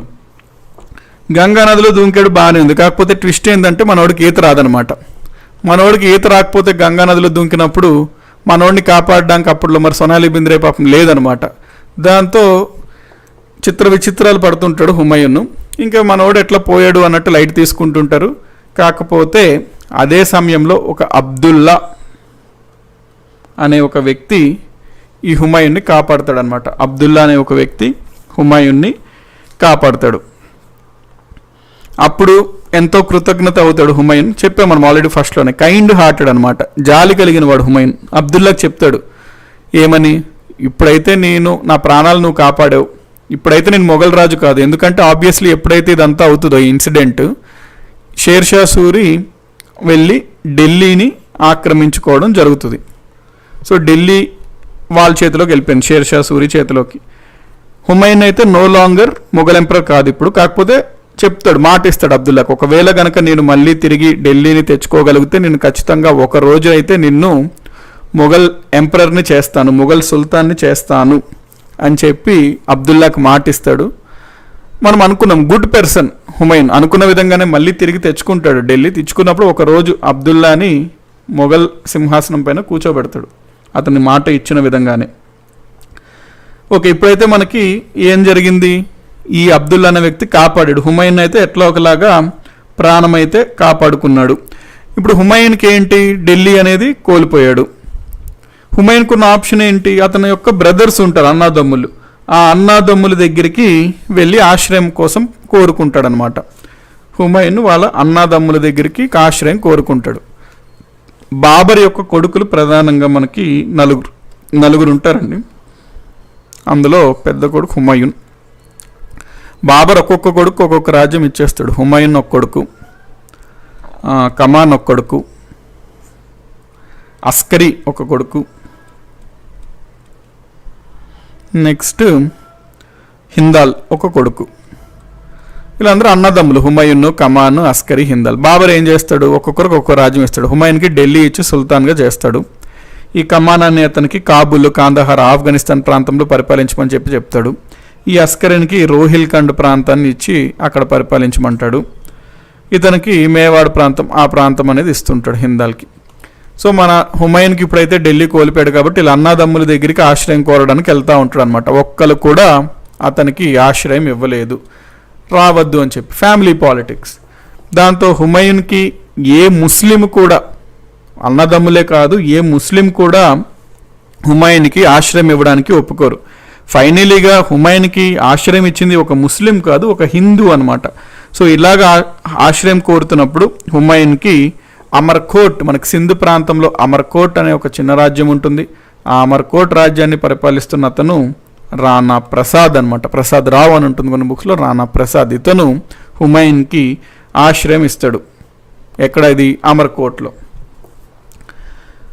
ఆబ్వియస్లీ ఢిల్లీని ఓడిపోవడం, హుమాయూన్ అంటే మొఘల్ రాజు ఢిల్లీని కోల్పోయాడు అంటే చాలా పెద్ద సీరియస్ ఇష్యూ. కానీ మన హుమాయూన్ నిమ్మకు నీరెత్తినట్టు ఆరాంగా ఇక్కడ రెస్ట్ తీసుకుంటాడు అమర్కోట్లో. అరే బాగుంది ఇక్కడ హాయిగా ప్రశాంతంగా. అందుకే అనుకున్నాం ఎనీథింగ్ సీరియస్గా తీసుకోడు మన హుమాయూన్, అది ప్రాబ్లం అనమాట. మనోడు ఇక్కడ ఆరాంగా 3 ఏళ్ళు గడిపేస్తుంటాడు గానా బజానాలో. అది చాలదు అన్నట్టు అక్కడ మనకి ఇతను ప్రేమలో కూడా పడతాడు మన హుమాయూన్. అరే బాయ్, అక్కడ నీది ఢిల్లీ కోల్పోయింది, నువ్వు ఇక్కడ ఏం చేస్తున్నావు అనేది అంతా వదిలేసి గానా బజానాలో మునిగిపోయి ప్రేమలో కూడా పడతాడు. అది చాలదు అన్నట్టు ప్రేమతో హమీదా బేగంతో ప్రేమలో పడతాడు. ఆవిడ్ని వివాహం కూడా చేసుకుంటాడు, హమీదా బేగంని. అక్కడే ఆ హమీదా బేగంకి మరియు ఈ హుమాయూన్కే ఒక కొడుకు పుడతాడు. మనకి హిస్టరీలో, చరిత్రలో ఒక చారిత్రాత్మక ఘటన జరుగుతుంది. ఈ హమీదా బేగంకి హుమాయూన్కి పుట్టినతను వారే మొత్తం భారతదేశ చరిత్రలోనే ఒక గొప్ప రాజుగా చెప్పుకునే జలాలుద్దీన్ పుడతాడనమాట. జలాలుద్దీన్, ఇతన్నే మనం అక్బర్ అంటాం. Greatest personality medieval history, overall Indian హిస్టరీలో కూడా one of the greatest personalities Akbar ఈ హమీదా బేగం మరియు హుమాయూన్కే జన్మిస్తాడు. ఓకే, సో ఇప్పుడైతే పరిస్థితి ఎట్లా ఉంది అంటే హుమాయూన్ను ఇక్కడేమో ఆశ్రయం పొందుతున్నాడు అమర్కోట్ రాణా ప్రసాద్ దగ్గర. ఇక్కడ ఏం జరుగుద్దంటే ఈ హిందాలు వీళ్ళు అన్నదమ్ములు ఉన్నారు కదండి, ఈ హిందాలు ఈ కమాన్ వీళ్ళకి సమాచారం తెలుస్తుంది, మన హుమాయూన్ గాడు ఇక్కడ ఆశ్రయం పొందుతున్నాడు, ఈయన వేసేద్దాము, మనకి ఈడు పోటీగా ఉండడు అని చెప్పి ఈ హిందాలు మరియు ఈ కమాన్ అనేవాళ్ళు ఈ అమర్కోట్ ప్రాంతం పైకి దండయాత్ర చేయడానికి వస్తారు. ఆ అటాక్ చేస్తున్నట్లు హుమాయూన్కి సమాచారం తెలుస్తుంది. అప్పుడు హుమాయూన్ పాపం ఏమనుకుంటాడు, ఈ రాణా ప్రసాద్ ఉన్నాడు కదా, ఈ రాణా ప్రసాదే వాళ్ళకి ఇన్ఫర్మేషన్ ఇచ్చి ఉంటాడు, ట్రాప్ చేశాడు రాణా ప్రసాద్, నన్ను పట్టించడానికి ఇక్కడ ట్రాప్ చేశాడు, వాడే ఇన్ఫర్మేషన్ ఇచ్చాడు. ఎందుకు చేశాడు అంటే వాళ్ళ దగ్గర నుంచి చాలా బహుమానాలు ఆశించి, చాలా బహుమానాలు వస్తాయి ఇతను పట్టిస్తే అనే ఆశతో హుమాయూన్ గురించి సమాచారం వాళ్ళకి అందజేశాడు అని చెప్పి అని హుమాయూన్ భావిస్తాడనమాట. దాంతో అమ్మ ఇక్కడ ఉంటే కుదరదు అని చెప్పి హుమాయూన్ ఏం చేస్తాడంటే ఈ అమర్కోట్ నుంచి పర్షియాకి, అంటే ప్రస్తుతం ఇరాన్ అంటాం, ఆ పర్షియానికి పారిపోతాడు. సో అమర్కోట్ నుంచి ఈ హుమాయూన్ ఇప్పుడు ఏం చేస్తాడంటే ఈ పెర్షియాకి పారిపోతాడు. ఆ పెర్షియాని అప్పుడు పరిపాలిస్తున్న రాజు పేరు షాదామ్స్ అనమాట. షాదామ్స్, పెర్షియాని అప్పుడు పరిపాలిస్తున్న రాజు పేరు షాదామ్స్. ఈ షాదామ్స్ని సహాయం కోరుతాడు ఎవరు, మన హుమాయూన్. అప్పుడు వీళ్ళిద్దరూ కలిసి ఒక ఒప్పందం చేసుకుంటారు. ఏంటి అంటే యాక్చువల్గా ఏంటంటే ఈ పెర్షియా వీళ్ళు ఎవరైతే ఉన్నారో షాదామ్స్ వీళ్ళందరూ షియా ముస్లిమ్స్ అండి. ఈ హుమాయూన్ యాక్చువల్గా ఏంటి సున్నీ ముస్లిమ్స్. కాబట్టి ఎప్పుడైతే ఆశ్రయం కోరుతాడో మన హుమాయూన్, ఈ పెర్షియా రాజు షాదామ్స్ ఏమంటాడంటే నువ్వు మేము షియాలు, నువ్వు సున్నీలు, నేను మీకు ఆశ్రయం ఇవ్వాలంటే నువ్వు షియా నుంచి సున్నీకి నువ్వు సున్నీ నుంచి షియాకి కన్వర్ట్ అవ్వు అని అడుగుతాడు. మరి ఇంక ఈ సిచ్యువేషన్లో హుమాయూన్కి ఇంక వేరే ఛాన్స్ లేదు, ఇంక తప్పక అంగీకరిస్తాడు. దాంతో షాదామ్స్ అతనికి కావాల్సిన హెల్ప్, ఏం కావాలి నీకు హెల్ప్ ఇప్పుడు కోరుకో అంటాడు. అప్పుడు ఈ చరిత్ర అంతా చెప్పుకుంటాడు అనమాట హుమాయూన్. దాంతో సరే ఇద్దరు కలిసి ఒక ఒప్పందం చేసుకుంటారు. షాదామ్స్ ఏమంటాడంటే నీకు నేను కావాల్సిన ఆర్మీని ఇస్తాను, మా యొక్క ఆర్మీ నీకు తెలిసిందే చాలా పవర్ఫుల్, నువ్వు ఖచ్చితంగా ఏదైతే కావాలనుకున్నావు అది గెలవగలుగుతావు ఈ ఆర్మీతో, కాకపోతే మన ఇద్దరం ఒక అగ్రిమెంట్ పెట్టుకోవాలి, దాని ప్రకారం నువ్వు గెలిచిన స్థావరాల్లో కొన్ని స్థావరాలు నువ్వు నాకు అందజేయాలి, నువ్వు నాకు అప్పగించాలి అంటాడు. సరేవయ్యా నీకు నేను అప్పగిస్తాను అన్నట్టు అగ్రిమెంట్ చేసుకుంటాడు. సో హుమాయూన్ ఆ ఆర్మీని పట్టుకొని బయలుదేరుతూ ఉంటాడు. బయలుదేరుతూ ఉన్నప్పుడు స్టార్టింగ్ ఇక్కడ మనకి ఏది ఆఫ్ఘనిస్తాన్ ఈ ప్రాంతాలు వస్తాయి కదా, ఈ ఆఫ్ఘనిస్తాన్, కాందహార్, కాబుల్ ఈ ప్రాంతాలంతా జయించి ఒప్పందం ప్రకారం షాదామ్స్కి అందజేస్తాడు. నెక్స్ట్ ఈ ఒప్పందంలోనే హుమాయూన్ క్లియర్గా చెప్తాడు ఢిల్లీ మాత్రం అది నాకు కావాలి, నేను అంతా చేస్తుంది ఢిల్లీ కోసమే అని చెప్పి షాదామ్స్ కూడా ఒప్పుకుంటాడు. ఢిల్లీ పైకి ఇప్పుడు మన హుమాయూన్ వెళ్తాడనమాట, ఢిల్లీ మీదకి వెళ్తాడు మన హుమాయూన్. ఎప్పుడు 1542 ఏడీలో ఢిల్లీ పైకి వెళ్తాడు. ఆఫ్ఘనిస్తాన్, కాందహార్ అవన్నీ ప్రాంతాలు జయించి షాదామ్స్కి అందజేసాక అక్కడి నుంచి ఢిల్లీకి వెళ్తాడు 1542 ఏడీలో. ఇప్పుడు ఢిల్లీని పరిపాలిస్తుంది ఎవరు అంటే యాక్చువల్గా ఎవరు, ఈ షేర్షా సూరి గురించి మనం చూసుకున్నప్పుడు ఏమవుద్దంటే అండి, షేర్షా సూరి ఢిల్లీని అయితే అప్పుడు ఆక్రమిస్తాడు. కానీ పాపం 5 ఏళ్లకే అక్కడ కలింజర్ యుద్ధంలో ఒక యుద్ధం జరుగుతుంది, అందులో ఫైర్ యాక్సిడెంట్, అగ్నిప్రమాదం, గెలుస్తాడు యుద్ధాన్ని కానీ అగ్నిప్రమాదంలో చనిపోతాడు. షేర్షా సూరి యొక్క మనవడు ఉంటాడనమాట, ఆ మనవడు పరిపాలించడం జరుగుతుంటుంది అక్కడ ఆ టైంలో. అతని పేరు సికిందర్ షా. షేర్షా సూరి యొక్క మనవడు సికిందర్ షా ఢిల్లీని పరిపాలిస్తుంటాడు ఆ టైంలో. షేర్షా సూరి చనిపోతాడు అనమాట, తర్వాత అతని మనవడు సికిందర్ షా అయితే పరిపాలిస్తుంటాడు. సో ఈ సికిందర్ షాకి హుమాయూన్కి 1542లో యుద్ధం జరుగుతుంది. ఆ యుద్ధంనే సరహింద్ యుద్ధం అంటాం, బ్యాటిల్ ఆఫ్ సరహింద్.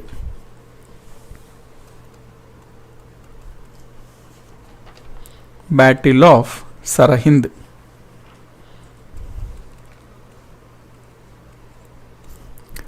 ఎవరెవరికి, హుమాయూన్కి, సికిందర్కి. దీన్నే కొన్ని బుక్స్లో మాచివరా బ్యాటిల్ అని కూడా అంటారు, సేమ్ అండి.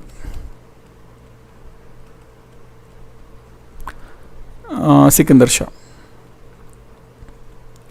యుద్ధంలో సికిందర్ షా ఓడిపోతాడు, హుమాయూన్ గెలుస్తాడు. దాంతో హుమాయూన్ మళ్ళీ ఢిల్లీని ఆక్రమించుకుంటాడు, గెలుస్తాడు. ఆ దినం అంటే మళ్ళీ మొఘల్ సుల్తాన్గా సింహాసనం పైకి వస్తాడు.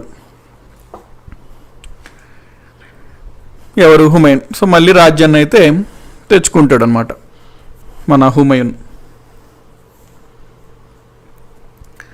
సున్నీ షియాస్ రెండు శాఖలు అండి. ముస్లింలో రెండు శాఖలు ఉంటాయన్నమాట.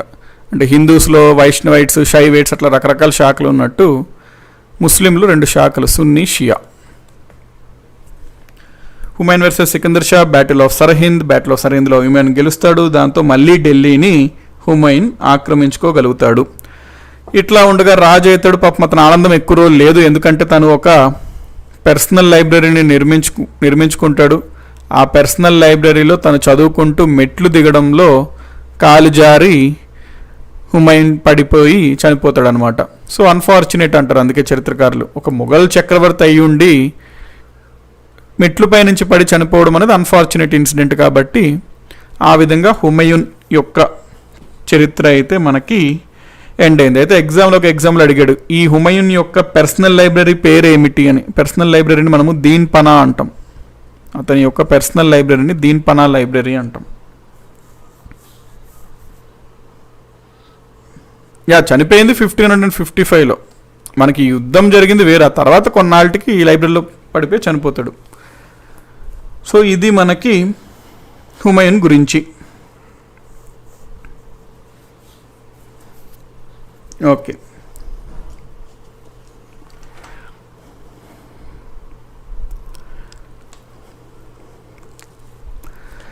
నెక్స్ట్ హుమాయూన్ తర్వాత మనకి హుమాయూన్ కొడుకు ఇప్పుడు యాక్చువల్గా ఏమవుద్దో చూద్దాం. ఇక్కడ ఒక చిన్న గ్యాప్ ఉంటుంది అనమాట. ఇది ఒక ఆ కంటిన్యూషన్ మనం చూసుకోవాలి. డైరెక్ట్గా హుమాయూన్ తర్వాత అక్బర్ వచ్చాడండి. అక్కడ ఏమవుద్దంటే మనం ఆల్రెడీ ఇక్కడ ఏమని చూసాము, హుమాయూన్కి హమీదా బేగంకి పుట్టినతను వాడే జలాలుద్దీన్ అని చెప్పాం. సో జలాలుద్దీన్ ఇంకా చిన్నపిల్లోడే.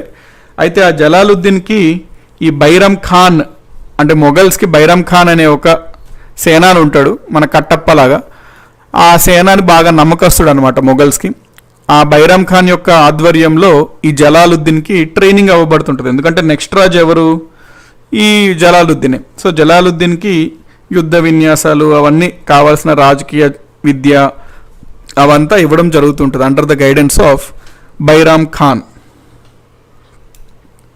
బైరామ్ ఖాన్ ఇంపార్టెంట్ అండి మొఘల్స్లో. బైరామ్ ఖాన్ ఇంపార్టెంట్, మన కట్టప్ప టైప్ అన్నట్టు అనుకోండి. సో బైరామ్ ఖాన్ యొక్క గైడెన్స్లో ఈ జలాలుద్దీన్కి ట్రైనింగ్ ఇవ్వబడుతూ ఉంటుంటుంది అన్నమాట. సింధ్ ప్రాంతంలో ఉంటాడు. సో హుమాయూన్ ఎప్పుడైతే చనిపోతాడో ఇక్కడ బైరామ్ ఖాన్ ఎటువంటి అంటే కారనేషన్ సెరమనీ ఏమి ఉండదండి. అంటే సింహాసనం పైకి వచ్చే సెరమనీ ఎటువంటిది లేకుండా డైరెక్ట్గా బైరామ్ ఖాన్ అక్బర్ని నెక్స్ట్ రాజుగా చాలా చిన్న వయసులోనే ప్రకటించేస్తాడు, నెక్స్ట్ సుల్తాన్ అక్బర్ అని చెప్పి. అప్పటికి అక్బర్ ఇంకా చాలా చిన్నవాడే అనమాట. ఈ మధ్యలో మనకి ఒక విచిత్రమైన సంఘటన అవుతుంది, అది మనం చూసుకోవాలి.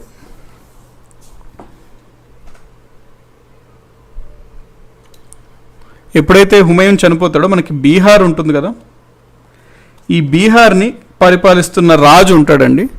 ఆ రాజు యొక్క దీవాన్ ఎవరు అంటే హేము. ఆ బీహార్ని పరిపాలిస్తున్న రాజు ఆదిల్ షా, మొహమ్మద్ ఆదిల్ షా. బీహార్ని పరిపాలిస్తున్న రాజు పేరు మొహమ్మద్ ఆదిల్ షా. ఈ ఆదిల్ షా ఎవరు అంటే షేర్ షా బంధువు అనమాట ఆదిల్ షా. ఇతని యొక్క ప్రధానమంత్రి పిఎం హేము. అయితే మన హేము కూడా బాగా టాలెంటెడ్ అండి. హేము కూడా వెరీ టాలెంటెడ్ పర్సన్. ఇది తెలుస్తుంది, హుమాయూన్ చనిపోయాడు అని తెలుస్తుంది. దాంతో మన ఆదిల్ షా ఏంటి హేముకి ఆజ్ఞ వేస్తాడు, అయ్యా హేము నువ్వు వెళ్ళి ఆ ఢిల్లీని ఆక్రమించుకో అని చెప్పి అడుగుతాడు. దాంతో హేము ఏం చేస్తాడు, వెళ్తాడు, బాగానే ఉంది, ఢిల్లీని ఆక్రమించుకుంటాడు, బాగానే ఉంది. కానీ యాక్చువల్గా మొహమ్మద్ ఆదిల్ షా చెప్పింది ఏంటి, నువ్వు ఎల్లు ఢిల్లీని ఆక్రమించుకో, నేను వస్తాను సింహాసనం పైన కూర్చుంటాను అంటాడు. హేము ఏం చేశాడు, వెళ్ళాడు, ఆక్రమించుకుంటాడు, నేనే రాజు, నేనే ఇంకా నేనే ముఘల్ సుల్తాన్, నేనే ఈ ఢిల్లీకి సుల్తాన్ అని చెప్పి అతనే కూర్చుంటాడు అనమాట. ఎప్పుడైతే ఈ ఢిల్లీని అతను ఆక్రమించుకుంటాడో విక్రమాదిత్య అనే బిరుదు తీసుకుంటాడు హేము. విక్రమాదిత్య అనే బిరుదు తీసుకొని అతనే కూర్చుంటాడు. దీంతో అవాక్ అవుతాడు మొహమ్మద్ ఆదిల్ షా అనమాట. సో హేము చిన్న ట్విస్ట్ ఇస్తాడు ఆదిల్ షాకి, అవాక్కు తింటాడు. దాంతో ఇప్పుడు ఢిల్లీ ఎవరి క్రింద ఉంది, హేము కింద ఉంది. సో ప్రస్తుతం ఢిల్లీ ఎవరి కింద ఉంది అంటే హేము కింద ఉంది. అక్బర్ ఏమో చిన్నోడు, ఢిల్లీని హేము ఆక్రమించుకున్నాడు. హేము ఇప్పుడు ఆబ్వియస్లీ మొఘల్స్ మళ్ళీ తిరిగి తెచ్చుకోవాలంటే హేము పైన యుద్ధం చేసి తెచ్చుకోవాల్సిందే. అది మరి హేము నేను ఇచ్చేది లేదు అన్నట్టు అంటున్నాడు. దాంతో యుద్ధం అనివార్యమైంది వీళ్ళిద్దరి మధ్యలో. ఆ యుద్ధంనే మనము రెండో పానిపట్ యుద్ధము అని అంటాము. Second battle of Panipat.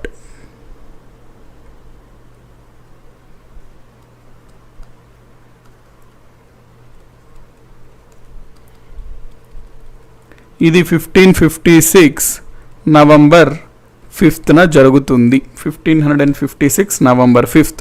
ఎవరెవరికి? అక్బర్కి, హేముకి. అక్బర్ చిన్నపిల్లోడు అప్పటికే, కానీ అక్బర్ పేరుకి అక్బర్, కానీ వాస్తవంగా అధ్యక్షత వహించింది బైరమ్ ఖాన్. మీరు జోధా అక్బర్ సినిమా చూస్తే స్టార్టింగ్ సీన్ ఇదే ఉంటుంది. సెకండ్ బ్యాటిల్ ఆఫ్ పానిపట్తోనే మొదలవుతుంది. అక్బర్ ఇంకా చిన్నపిల్లోడు. అతని యొక్క సేనాని అయినటువంటి బైరమ్ ఖానే మొత్తం అంతా చూస్తుంటాడు అనమాట. యుద్ధం జరుగుతుంది. యుద్ధంలో హేము దాదాపుగా గెలిచే స్టేజ్లోనే ఉంటాడు. దాదాపుగా గెలిచే పరిస్థితిలో ఉన్నప్పుడు ఏమవుద్దంటే మన బైరమ్ ఖాన్ ఒక బాణం విసురుతాడు. అది వెళ్ళి డైరెక్ట్గా హేము యొక్క రైట్ ఐ కుడి కన్నుకు తగిలి హేము పడిపోతాడు అనమాట. పడిపోయి మరణిస్తాడు. దాంతో ఇంకా ఆబ్వియస్లీ హేము ఓడిపోవడం జరుగుతుంది, అక్బర్ గెలవడం జరుగుతుంది. సో అక్బర్ మళ్ళీ ఢిల్లీకి వచ్చి సింహాసనాన్ని అధిష్ఠిస్తాడు. 1556 నవంబర్ 5న ఢిల్లీకి వచ్చి ఈసారి మంచి కరోనేషన్ సెరమనీ జరిగి అక్బర్ అయితే సింహాసనాన్ని అధిష్ఠిస్తాడు, పట్టాభిషితుడు అవుతాడు. ఇప్పుడు 1556లో అక్బర్ అయితే వచ్చాడు.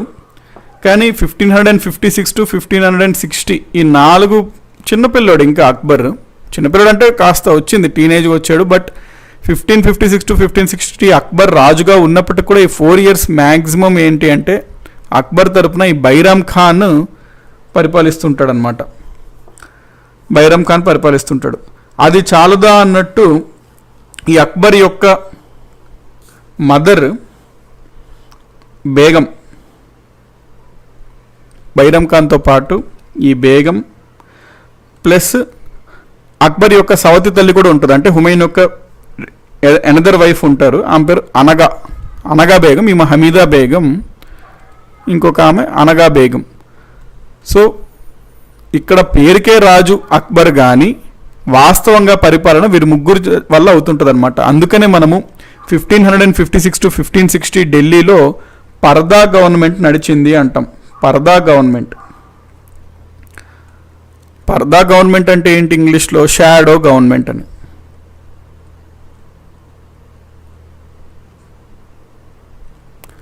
షాడో గవర్నమెంట్ లేదా పర్దా గవర్నమెంట్. ఎందుకు దాన్ని పర్దా గవర్నమెంట్ లేదా షాడో గవర్నమెంట్ అన్నామంటే పేరుకే రాజు అక్బర్, కానీ షాడోగా మొత్తం పరిపాలన చేస్తుంది ఎవరు అంటే బైరమ్ ఖాన్, హమీదా బేగము, అనగా బేగము. సో వీళ్ళ చేతిలో అన్నట్టు నడుస్తుంది. అందుకే దాన్ని పర్దా గవర్నమెంట్ అన్నాం.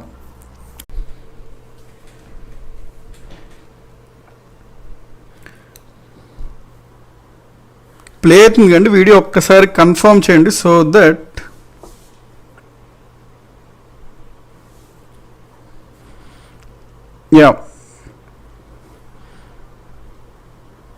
పవర్ కట్ ఏం లేదంటే ఒకసారి చూడండి, ప్లే అవుతుందో వీడియో సో దట్ ఎవరైనా కన్ఫర్మ్ చేస్తే వీ కెన్ కంటిన్యూ. మధ్య మధ్యలో సంథింగ్ అంటే లైవ్ వీడియోస్లో యూట్యూబ్ నుంచే సమ్ ప్రాబ్లం. మనకి ఎవ్రీథింగ్ బాగానే ఉంటుంది కానీ ఈ లైవ్ వీడియోస్లో అక్కడి నుంచే ప్రాబ్లం అండి. మనకి పవర్ అవే ప్రాబ్లమ్స్ కూడా ఏం లేవు కానీ. సో పవర్ కట్ అయితే ఫైన్, ఇంక మనం ఏంటంటే ఇంకా ఆపేస్తాం అన్నట్టు ఉంటుంది. ఇదేంటంటే మధ్యలో దానంతలు అదే సడన్గా అన్నీ బాగుంటాయి కానీ అక్కడి నుంచే మనకి ఇది వస్తుంది అనమాట. ఓకే, సో మీరు ఎక్కడ మిస్ అయ్యారు నాకు తెలిసి మేబీ ఇక్కడ మనం ఉన్నట్టున్నాం. స్టక్ అయినప్పుడు మేబీ మనము ఈ పాయింట్ దగ్గర ఉండుంటాం. ఇక్కడ నుంచి మళ్ళీ చెప్తా చూడండి. 1556 నవంబర్ 5న అక్బర్, నేను ఫ్లోలో చెప్పుకుంటే వెళ్ళిపోతున్నా, అసలు చూడలే. సడన్గా చూస్తే అక్కడ సర్వర్ టైం అవుట్ అని వచ్చింది. సర్వర్ టైం అవుట్ అయింది మళ్ళీ అని చూసుకుంటే స్టక్ అయింది అది.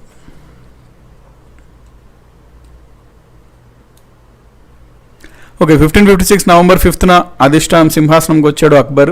1556 to 1560 పర్దా గవర్నమెంట్ నడిచిందంటాం, షాడో గవర్నమెంట్. ఎందుకు అనగా బైరామ్ ఖాన్, హమీదా బేగం, అనగా బేగం వీళ్ళ చేతిలో పరిపాలన అయితే నడిచేది. కానీ అక్బర్ పెద్దోడు అయ్యాడు. 1560 టైంకి ఆల్రెడీ ఈ బైరామ్ ఖాన్ యొక్క ఓవర్ ఇన్ఫ్లుయెన్స్ అక్బర్లో పడ్డం, బైరామ్ ఖాన్ ప్రతిదీ కంట్రోల్ చేయడం, దాంతో అక్బర్కి నచ్చలే అనమాట. అక్బర్ ఇబ్బందిగా ఫీల్ అయ్యాడు.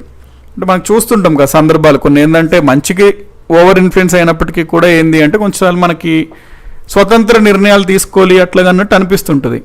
దాంతో అక్బర్ 1560లో మనకి ఇంకా క్లియర్ చెప్పేశాడు అనమాట. క్లియర్ చేశాడు ఏంటి, బైరామ్ ఖాన్ పిలిపించాడు. బైరామ్ ఖాన్కి 2 ఛాన్సులు ఇచ్చాడు.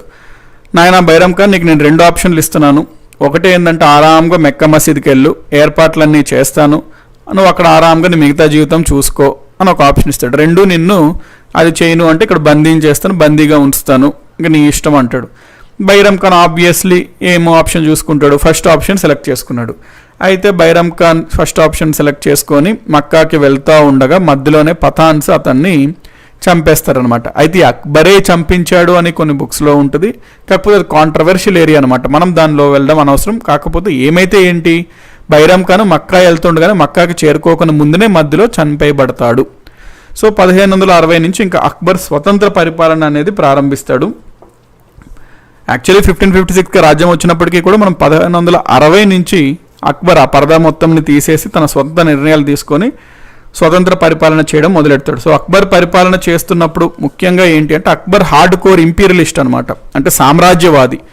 ఇంకా ఇప్పుడు అక్బర్ తన రాజ్యాన్ని విస్తరించాలి అని భావించి స్టార్ట్ చేస్తాడు దండయాత్రలు. అక్బర్ యొక్క దండయాత్రలు మనం చూసుకున్నట్లయితే ఫస్ట్ అక్బర్ 1562లో గోండ్వానా పరిపాలిస్తున్న రాణి దుర్గావతి ఉంటుంటుంది. సో రాణి దుర్గావతి ఆఫ్ గోండ్వానాని డిఫీట్ చేస్తాడు.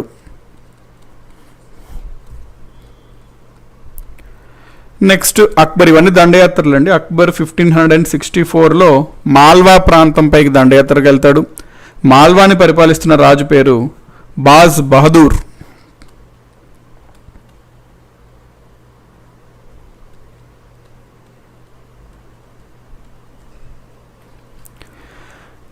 ఇతన్ని ఓడిస్తాడు, ఓడించి ఆ రాజ్యాన్ని కలిపేస్తాడు మొఘల్స్లో. నెక్స్ట్ 1570లో బెంగాల్కి వెళ్తాడు. బెంగాల్ని పరిపాలిస్తుంది దావుద్ ఖాన్, ఇతన్ని ఓడించి బెంగాల్ని కూడా కలిపేస్తాడు. 1572లో గుజరాత్ పైకి దండయాత్ర చేస్తాడు. గుజరాత్ని పరిపాలిస్తున్న అతను ముజాఫర్ షా.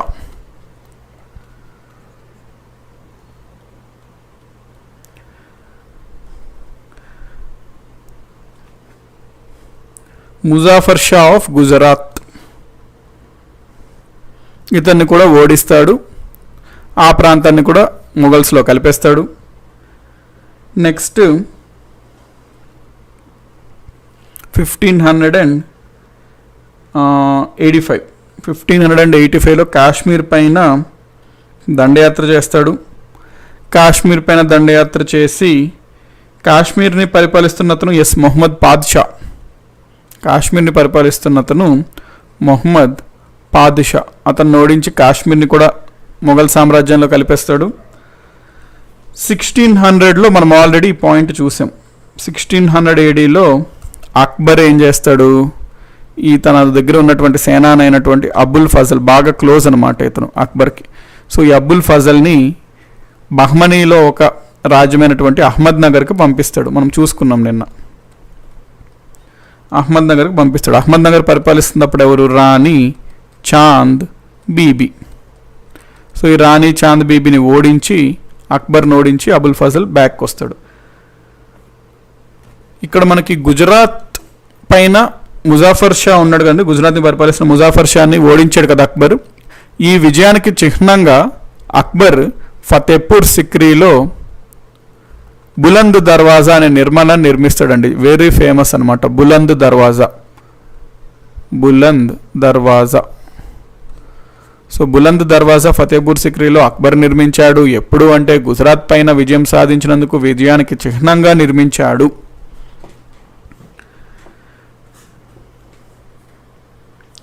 నెక్స్ట్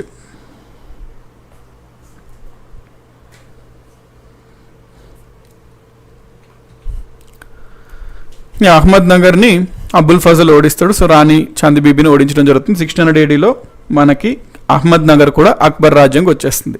సో దీంతో అక్బర్ శాంతి ఇస్తాడనమాట. సో దాదాపుగా ఎంత 40 ఏళ్ళు సామ్రాజ్యవాదిగా సామ్రాజ్యాన్ని విస్తరించు నిరంతరం యుద్ధాలతో గడిపాడు. దాంతో ముఘల్ సామ్రాజ్యం అనేది నార్త్లో చూసుకుంటే దాదాపుగా కాశ్మీర్ వరకు ఉంది, ఈస్ట్లో దాదాపుగా బెంగాల్ వరకు వాళ్ళదే ఉంది, వెస్ట్లో మనకి కాందహార్ ఆ ప్రాంతం అంతా మొఘల్స్ కింద ఉంది, దక్షిణం వైపు చూసుకున్నట్లయితే అహ్మద్ నగర్ మహారాష్ట్ర వరకు మొఘల్స్ క్రిందనే వచ్చేసింది అనమాట. సో చాలా పెద్ద రాజ్యంగా ఏర్పడింది అక్బర్ టైంలో మొఘల్ సామ్రాజ్యం. అయితే మొఘల్స్లో అక్బర్ గురించి మాట్లాడుకుంటున్నప్పుడు, అతని సామ్రాజ్యవాదం గురించి మాట్లాడుకున్నప్పుడు చెప్పుకోదగ్గ విషయం ఏంటంటే రాజ్పుట్లతో అతనికి జరిగిన యుద్ధం గురించి చెప్పుకోవాలి.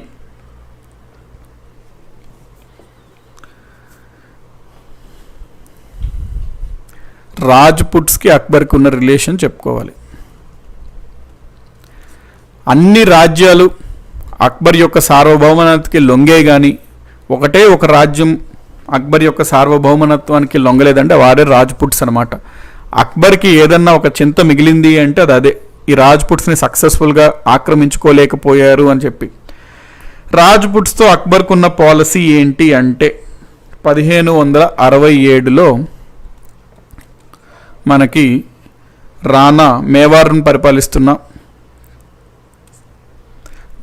పరిపాలిస్తున్న రాణా ఉదయ్ సింగ్, రాణా ఉదయా సింగ్, ఈ రాణా ఉదయా సింగ్ని ఓడిస్తాడండి. అక్బర్ ఓడిస్తాడు 1567లో. దాని తర్వాత 1567లోనే మళ్ళీ చాలా ఫేమస్ బ్యాటిల్ ఉంటుంది, దాన్నే మనం బ్యాటిల్ ఆఫ్ హల్దీఘాటి అంటాం.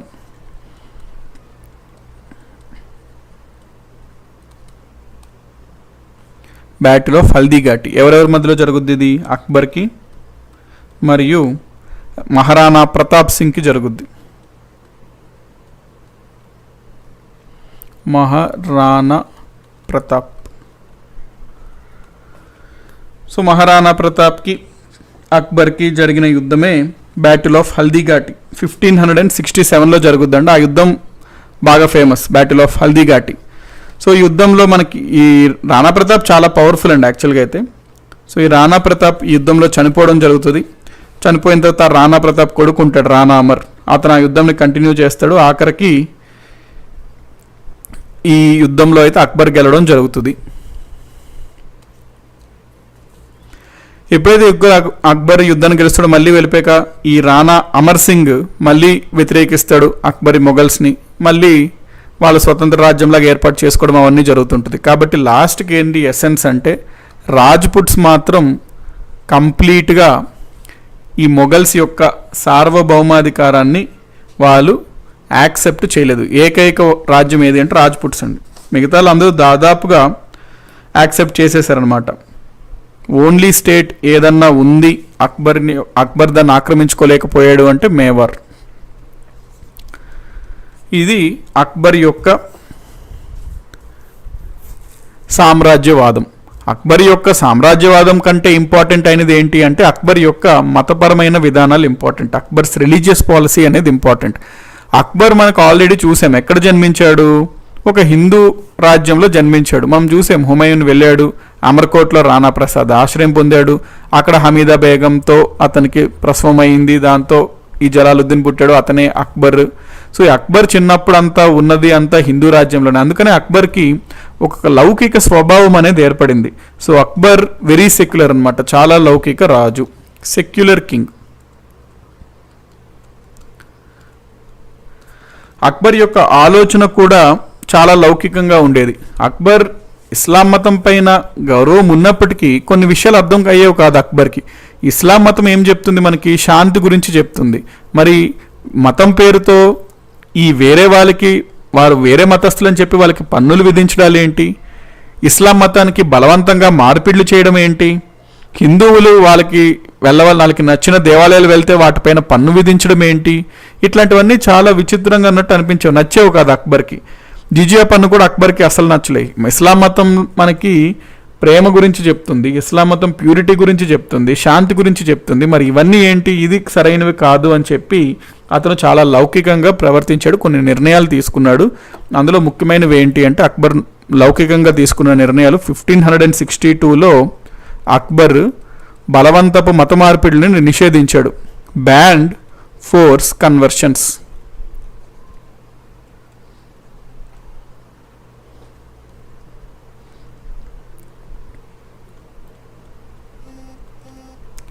Band forced conversions. నెక్స్ట్ మనకి హల్దీఘాటి బ్యాటిల్ 1576 అండి. సమ్వన్ భవానీ గారు చెప్పినట్టు హల్దీఘాటి బ్యాటిల్ 1576 రైట్. అది 1567 రాణా ఉదయ్ సింగ్తో అవుతుంది. 1576లో హల్దీఘాటి బ్యాటిల్. ఆ పాయింట్ నోట్ చేసుకోండి.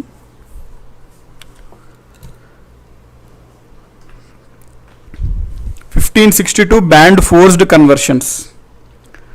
నెక్స్ట్ ఇతను తీసుకున్న లౌకికమైన నిర్ణయాలు ఏంటి అంటే 1563 ADలో హిందూస్ పైన పిల్గ్రిమేజ్ ట్యాక్స్ ఉండేదండి, దాన్ని రద్దు చేశాడు. అంటే హిందూస్ ఎవరన్నా ఏదన్నా దేవాలయాలకి వెళ్ళాలి, యాత్ర వెళ్ళాలి అంటే యాత్ర పైన పన్ను వేసేవారు అనమాట, పిల్గ్రిమ్ ట్యాక్స్ అంటాం.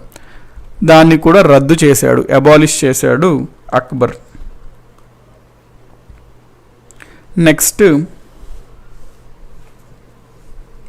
1564లో జిజియా పన్నును రద్దు చేశాడు అక్బర్.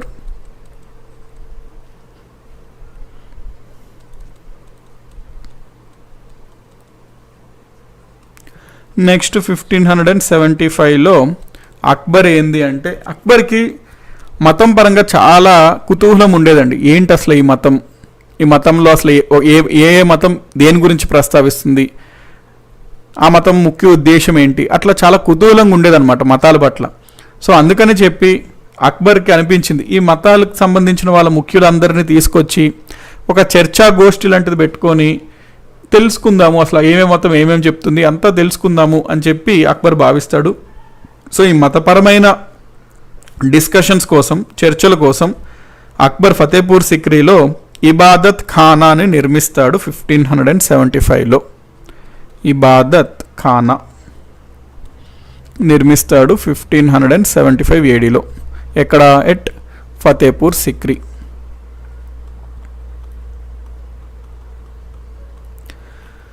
ఇబాదత్ ఖానా ఫతేపూర్ సిక్రీ 1575 AD అక్బర్ నిర్మించాడు. ఎందుకు నిర్మించాడు? ఇది మతపరమైన ఇక్కడ చర్చల కోసం. ప్రతి గురువారం ఎవ్రీ థర్స్డే ఇబాదత్ ఖానాలో ఈ చర్చలు జరిగేవి.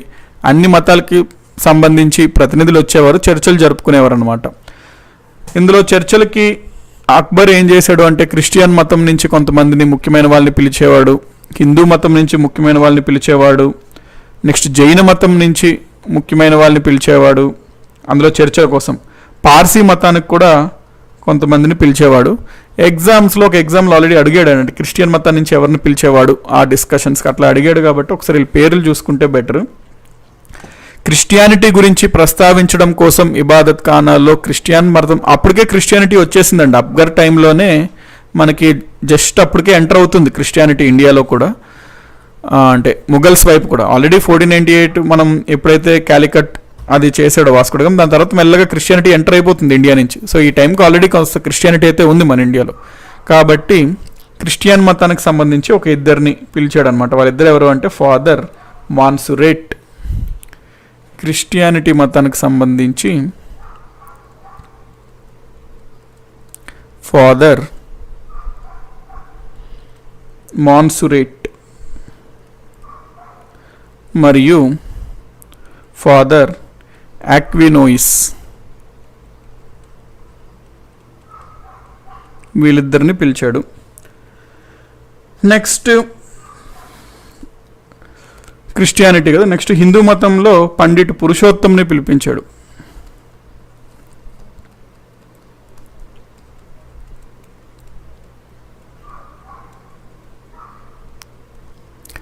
జైనిజం మతానికి సంబంధించి జైనసేన సూరి అనే అతన్ని పిలిపించేవాడు అనమాట.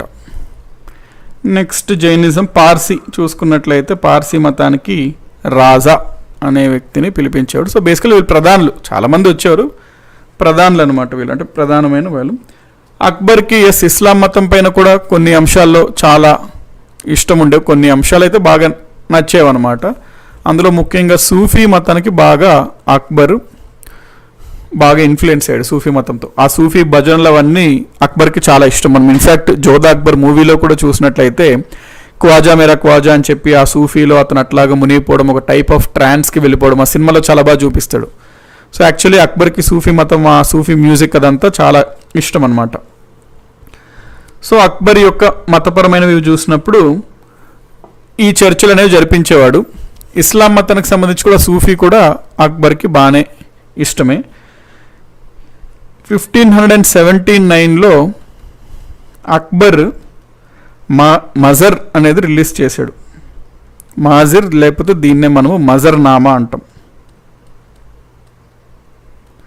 ఈ మజర్నామా అంటే ఏంటి అంటే అక్బర్ యొక్క ఆర్డర్స్ అనమాట. అంటే మతం పరంగా ఒక ఆర్డర్స్, తప్పు పోనే పోవు. అంటే ఇప్పుడు అక్బర్ ఏం భావించాడంటే ప్రతి మతంలో కొన్ని తప్పులు ఉన్నాయి, సో నేను ఒక కొత్త రకమైన రూల్స్ పెడుతున్నాను, అది తప్పు అవ్వడానికే ఛాన్స్ లేదు అంటాం. డిగ్రీ ఆఫ్ ఇన్ఫాల్యుబిలిటీ అంటాం. ఇన్ఫాల్యుబిలిటీ అంటే తప్పు వచ్చే ఆస్కారమే లేదు, అది తప్పు ఉండే ఆస్కారమే లేదు, that which can't go wrong అనమాట. అందుకనే డిగ్రీ ఆఫ్ ఇన్ఫాల్యుబిలిటీని వదిలాడు అంటారు. దాన్నే మజర్నామా అంటాం. అక్బర్ 1579 ADలో వదులుతాడనమాట. దాంతోపాటు అక్బర్ అంటే ఈ ఖురాన్ ఏదైతే ఉందో ఆ ఖురాన్ని నేను ప్రధానంగా ఇంటర్ప్రెట్ చేసేది, యాక్చువల్లీ మీరంతా తప్పు ఇంటర్ప్రెట్ చేస్తున్నారు ఖురాన్ని అని అక్బర్ చెప్పడం జరిగింది. ఖురాన్ని కరెక్ట్గా ఇంటర్ప్రెట్ నేను చేస్తాను, నేను చెప్పిందే ఫైనల్ అని చెప్పి అక్బర్ అప్పుడులో చెప్పడం జరిగింది. నెక్స్ట్ అక్బర్ ఏం చేశాడంటే 1582 ADలో ఒక్కొక్క మతంలో కొన్ని మంచి విషయాలు ఉన్నాయి, కొన్ని బ్యాడ్ విషయాలు ఉన్నాయి. అందుకని చెప్పి అన్ని మతాలకు సంబంధించి నేను సారాంశం అయితే తెలుసుకున్నాను కాబట్టి ప్రతి మతంలోని మంచిని నేను స్వీకరించి ఒక కొత్త మతాన్ని స్థాపించాను. ఆ మతమే దీనే ఇల్లాహి అనే ఒక కొత్త మతాన్ని స్థాపించాడు అక్బర్.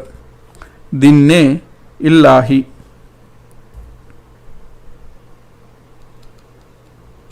ఈ దిన్నే ఇల్లాహిని తౌహీద్ ఏ ఇలాహి అని కూడా అంటారండి.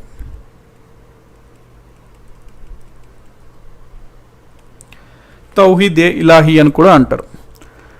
సో ఈ దిన్నే ఇలాహి అంటే అర్థం ఏంటి? విశ్వశాంతి అని అర్థం. యూనివర్సల్ విశ్వశాంతి, విశ్వ నమ్మకం, యూనివర్సల్ ఫెయిత్. సో అందరికీ ఒకటే రకమైన విశ్వాసం, అందరికీ ఒకటే రకమైన శాంతి, యూనివర్సల్ ఫెయిత్, యూనివర్సల్ పీస్ అనే ఒక నినాదంతో ఏర్పడిన మతమే దినే ఇలాహి. దీని మెయిన్ థీమ్, ఈ మతం మెయిన్ థీమ్ని మనము సుల్ ఏ ఖుల్ అంటాం. సుల్ ఏ ఖుల్ అంటే పీస్, శాంతి, హార్మోనీ అండ్ యూనిటీగా సమైక్యంగా ఉండడం. ఈ peace and harmony Sulh e Kul. So ఎగ్జామ్స్లో అడుగుతాడు దినే ఇలాహి మతం యొక్క ప్రధానమైనటువంటి థీమ్ ఏది అంటాడు. సుల్ ఏ ఖుల్ అనమాట. మతం యొక్క ప్రధాన థీమ్ ఏది అంటే సుల్ ఏ ఖుల్. కాకపోతే ఈ దినే ఇలాహి అక్బర్ ఆశించినట్టు జనాలు ఎగబడి ఫాలో అవుతారు అనుకున్నారు, కానీ ఈ దినే ఇలాహి పెద్దగా అట్రాక్ట్ చేయలేకపోయిందండి. ఎందుకంటే ఏ మతాల్లో చూసుకున్నా, ఇప్పుడు ఫర్ ఎగ్జాంపుల్ హిందూ మతం ఉందనుకోండి, హిందూ మతంలో లేనిది ఏమైనా చెప్పగలుగుతాడు అక్బర్? No chance. ఆదిశంకరాచార్య కూడా అదే చెప్పాడు. బుద్ధిజం ఓకే బాగుంది, మీరు ఏదైతే బుద్ధిజంలో చెప్తున్నారో అవన్నీ హిందూ మతంలో ఉన్నాయి. So in which way Buddhism is different from Hinduism అని అడిగాడు ఆదిశంకరాచార్యులు. డెత్ బ్లో టు బుద్ధిజం అనమాట ఆ క్వశ్చన్స్. అదేవిధంగా ఇక్కడ హిందూ మతంలో లేనిది ఏం పట్టుకొని రాగలుగుతావయ్యా అక్బరు అని చెప్పి హిందూ మతానికి సంబంధించిన వాళ్ళు అన్నారు. మనకి హిందూ మతంలో ఈ రాజా భగవాన్ దాస్ అనే ఒక వ్యక్తి ఉండేవాడు. అప్పుడులో ఓపెన్గా క్రిటిసైజ్ చేశాడు Raja Bhagwan Das. I am born Hindu, I know what is it అన్నాడు ఇతను. అంటే నేను హిందూగా పుట్టాను, నాకు అది ఏంటో తెలుసు అన్నాడు. I learnt about Islam, I have respect towards it అన్నాడు. నేను ఖురాన్, ఇస్లాంని చదివాను, తెలుసుకున్నాను, నాకు దానిపైన గౌరవం ఉంది అన్నాడు. But I don't know what is your Din Ilahi, I did not understand at all అన్నాడు. కానీ నాకు నీ దినే ఇలాహి ఏందో అసలు అర్థమే కాలేదు, నాకు వద్దు అన్నట్టు అన్నాడు అనమాట ఈ రాజా భగవాన్ దాస్ అన్న అతను. సో ఇస్లాం మతం వాళ్ళకి ఆబ్వియస్లీ నచ్చదు. అరే నువ్వేంద్ర బై కొత్త మతం క్రియేట్ చేస్తావు అంటాం, మనమంతా ఇస్లాం మతము అని చెప్పి ఆబ్వియస్లీ వీళ్ళంతా ఓపెన్గానే క్రిటిసైజ్ చేశారు అక్బర్ రిలీజియస్ పాలసీని. ఇస్లాంలో ముఖ్యంగా క్రిటిసైజ్ చేసిన అతను బదౌని అని ఉంటాడు. ఓపెన్గా బదౌని అక్బర్ యొక్క రిలీజియస్ పాలసీ ఏదైతే ఉందో అదంతా త్రాష్ అనమాట, చెత్తబుట్టలాగా ఉంది అతని యొక్క రిలీజియస్ పాలసీ అని చెప్పి క్రిటిసైజ్ చేస్తాడు. అతని యొక్క క్రిటిసిజం అంతా ఒక గ్రంథం రూపంలో రాస్తాడు. ఆ గ్రంథమే మున్కతబ్ ఉత్ కవారిత్ అనే ఒక గ్రంథం రాస్తాడు. ఈ గ్రంథంలో చెప్తాడు ఈ అక్బర్ యొక్క రిలీజియస్ పాలసీని, బిట్టర్ క్రిటిసిజం అనమాట, తీవ్ర విమర్శ చేస్తాడు ఈ గ్రంథంలో ఈ బదౌని అన్నతను. సో ఇది మనకి అక్బర్ యొక్క రిలీజియస్ పాలసీ గురించి అండి. సో నెక్స్ట్ అక్బర్ ఏం చేస్తాడు, అక్బర్ తర్వాత ఏ విధంగా రాజ్యము జహాంగీర్కి వెళ్తుంది, జహాంగీర్ గురించి, షాజహాన్ గురించి, అక్బర్, ఈ ఔరంగజేబ్ గురించి ఇవన్నీ మనం నెక్స్ట్ క్లాస్లో అయితే చూసుకుందాము. దాంతో హిస్టరీ అనేది మనకి మోడల్ ఈ మొఘల్స్ అనేది కంప్లీట్ చేయొచ్చు. ఇంకొక క్లాస్ మనం తీసుకుందాం, దాంతో we can get some information about Mughals, remaining Mughals మనం అప్పుడు చూసుకోవచ్చు. ఇప్పుడైతే ఒకసారి మనం లైట్గా బ్రీఫ్ చేసుకుందాం సో దట్ ఈ క్లాస్ని మనం అడ్జర్న్ చేసుకోవచ్చు.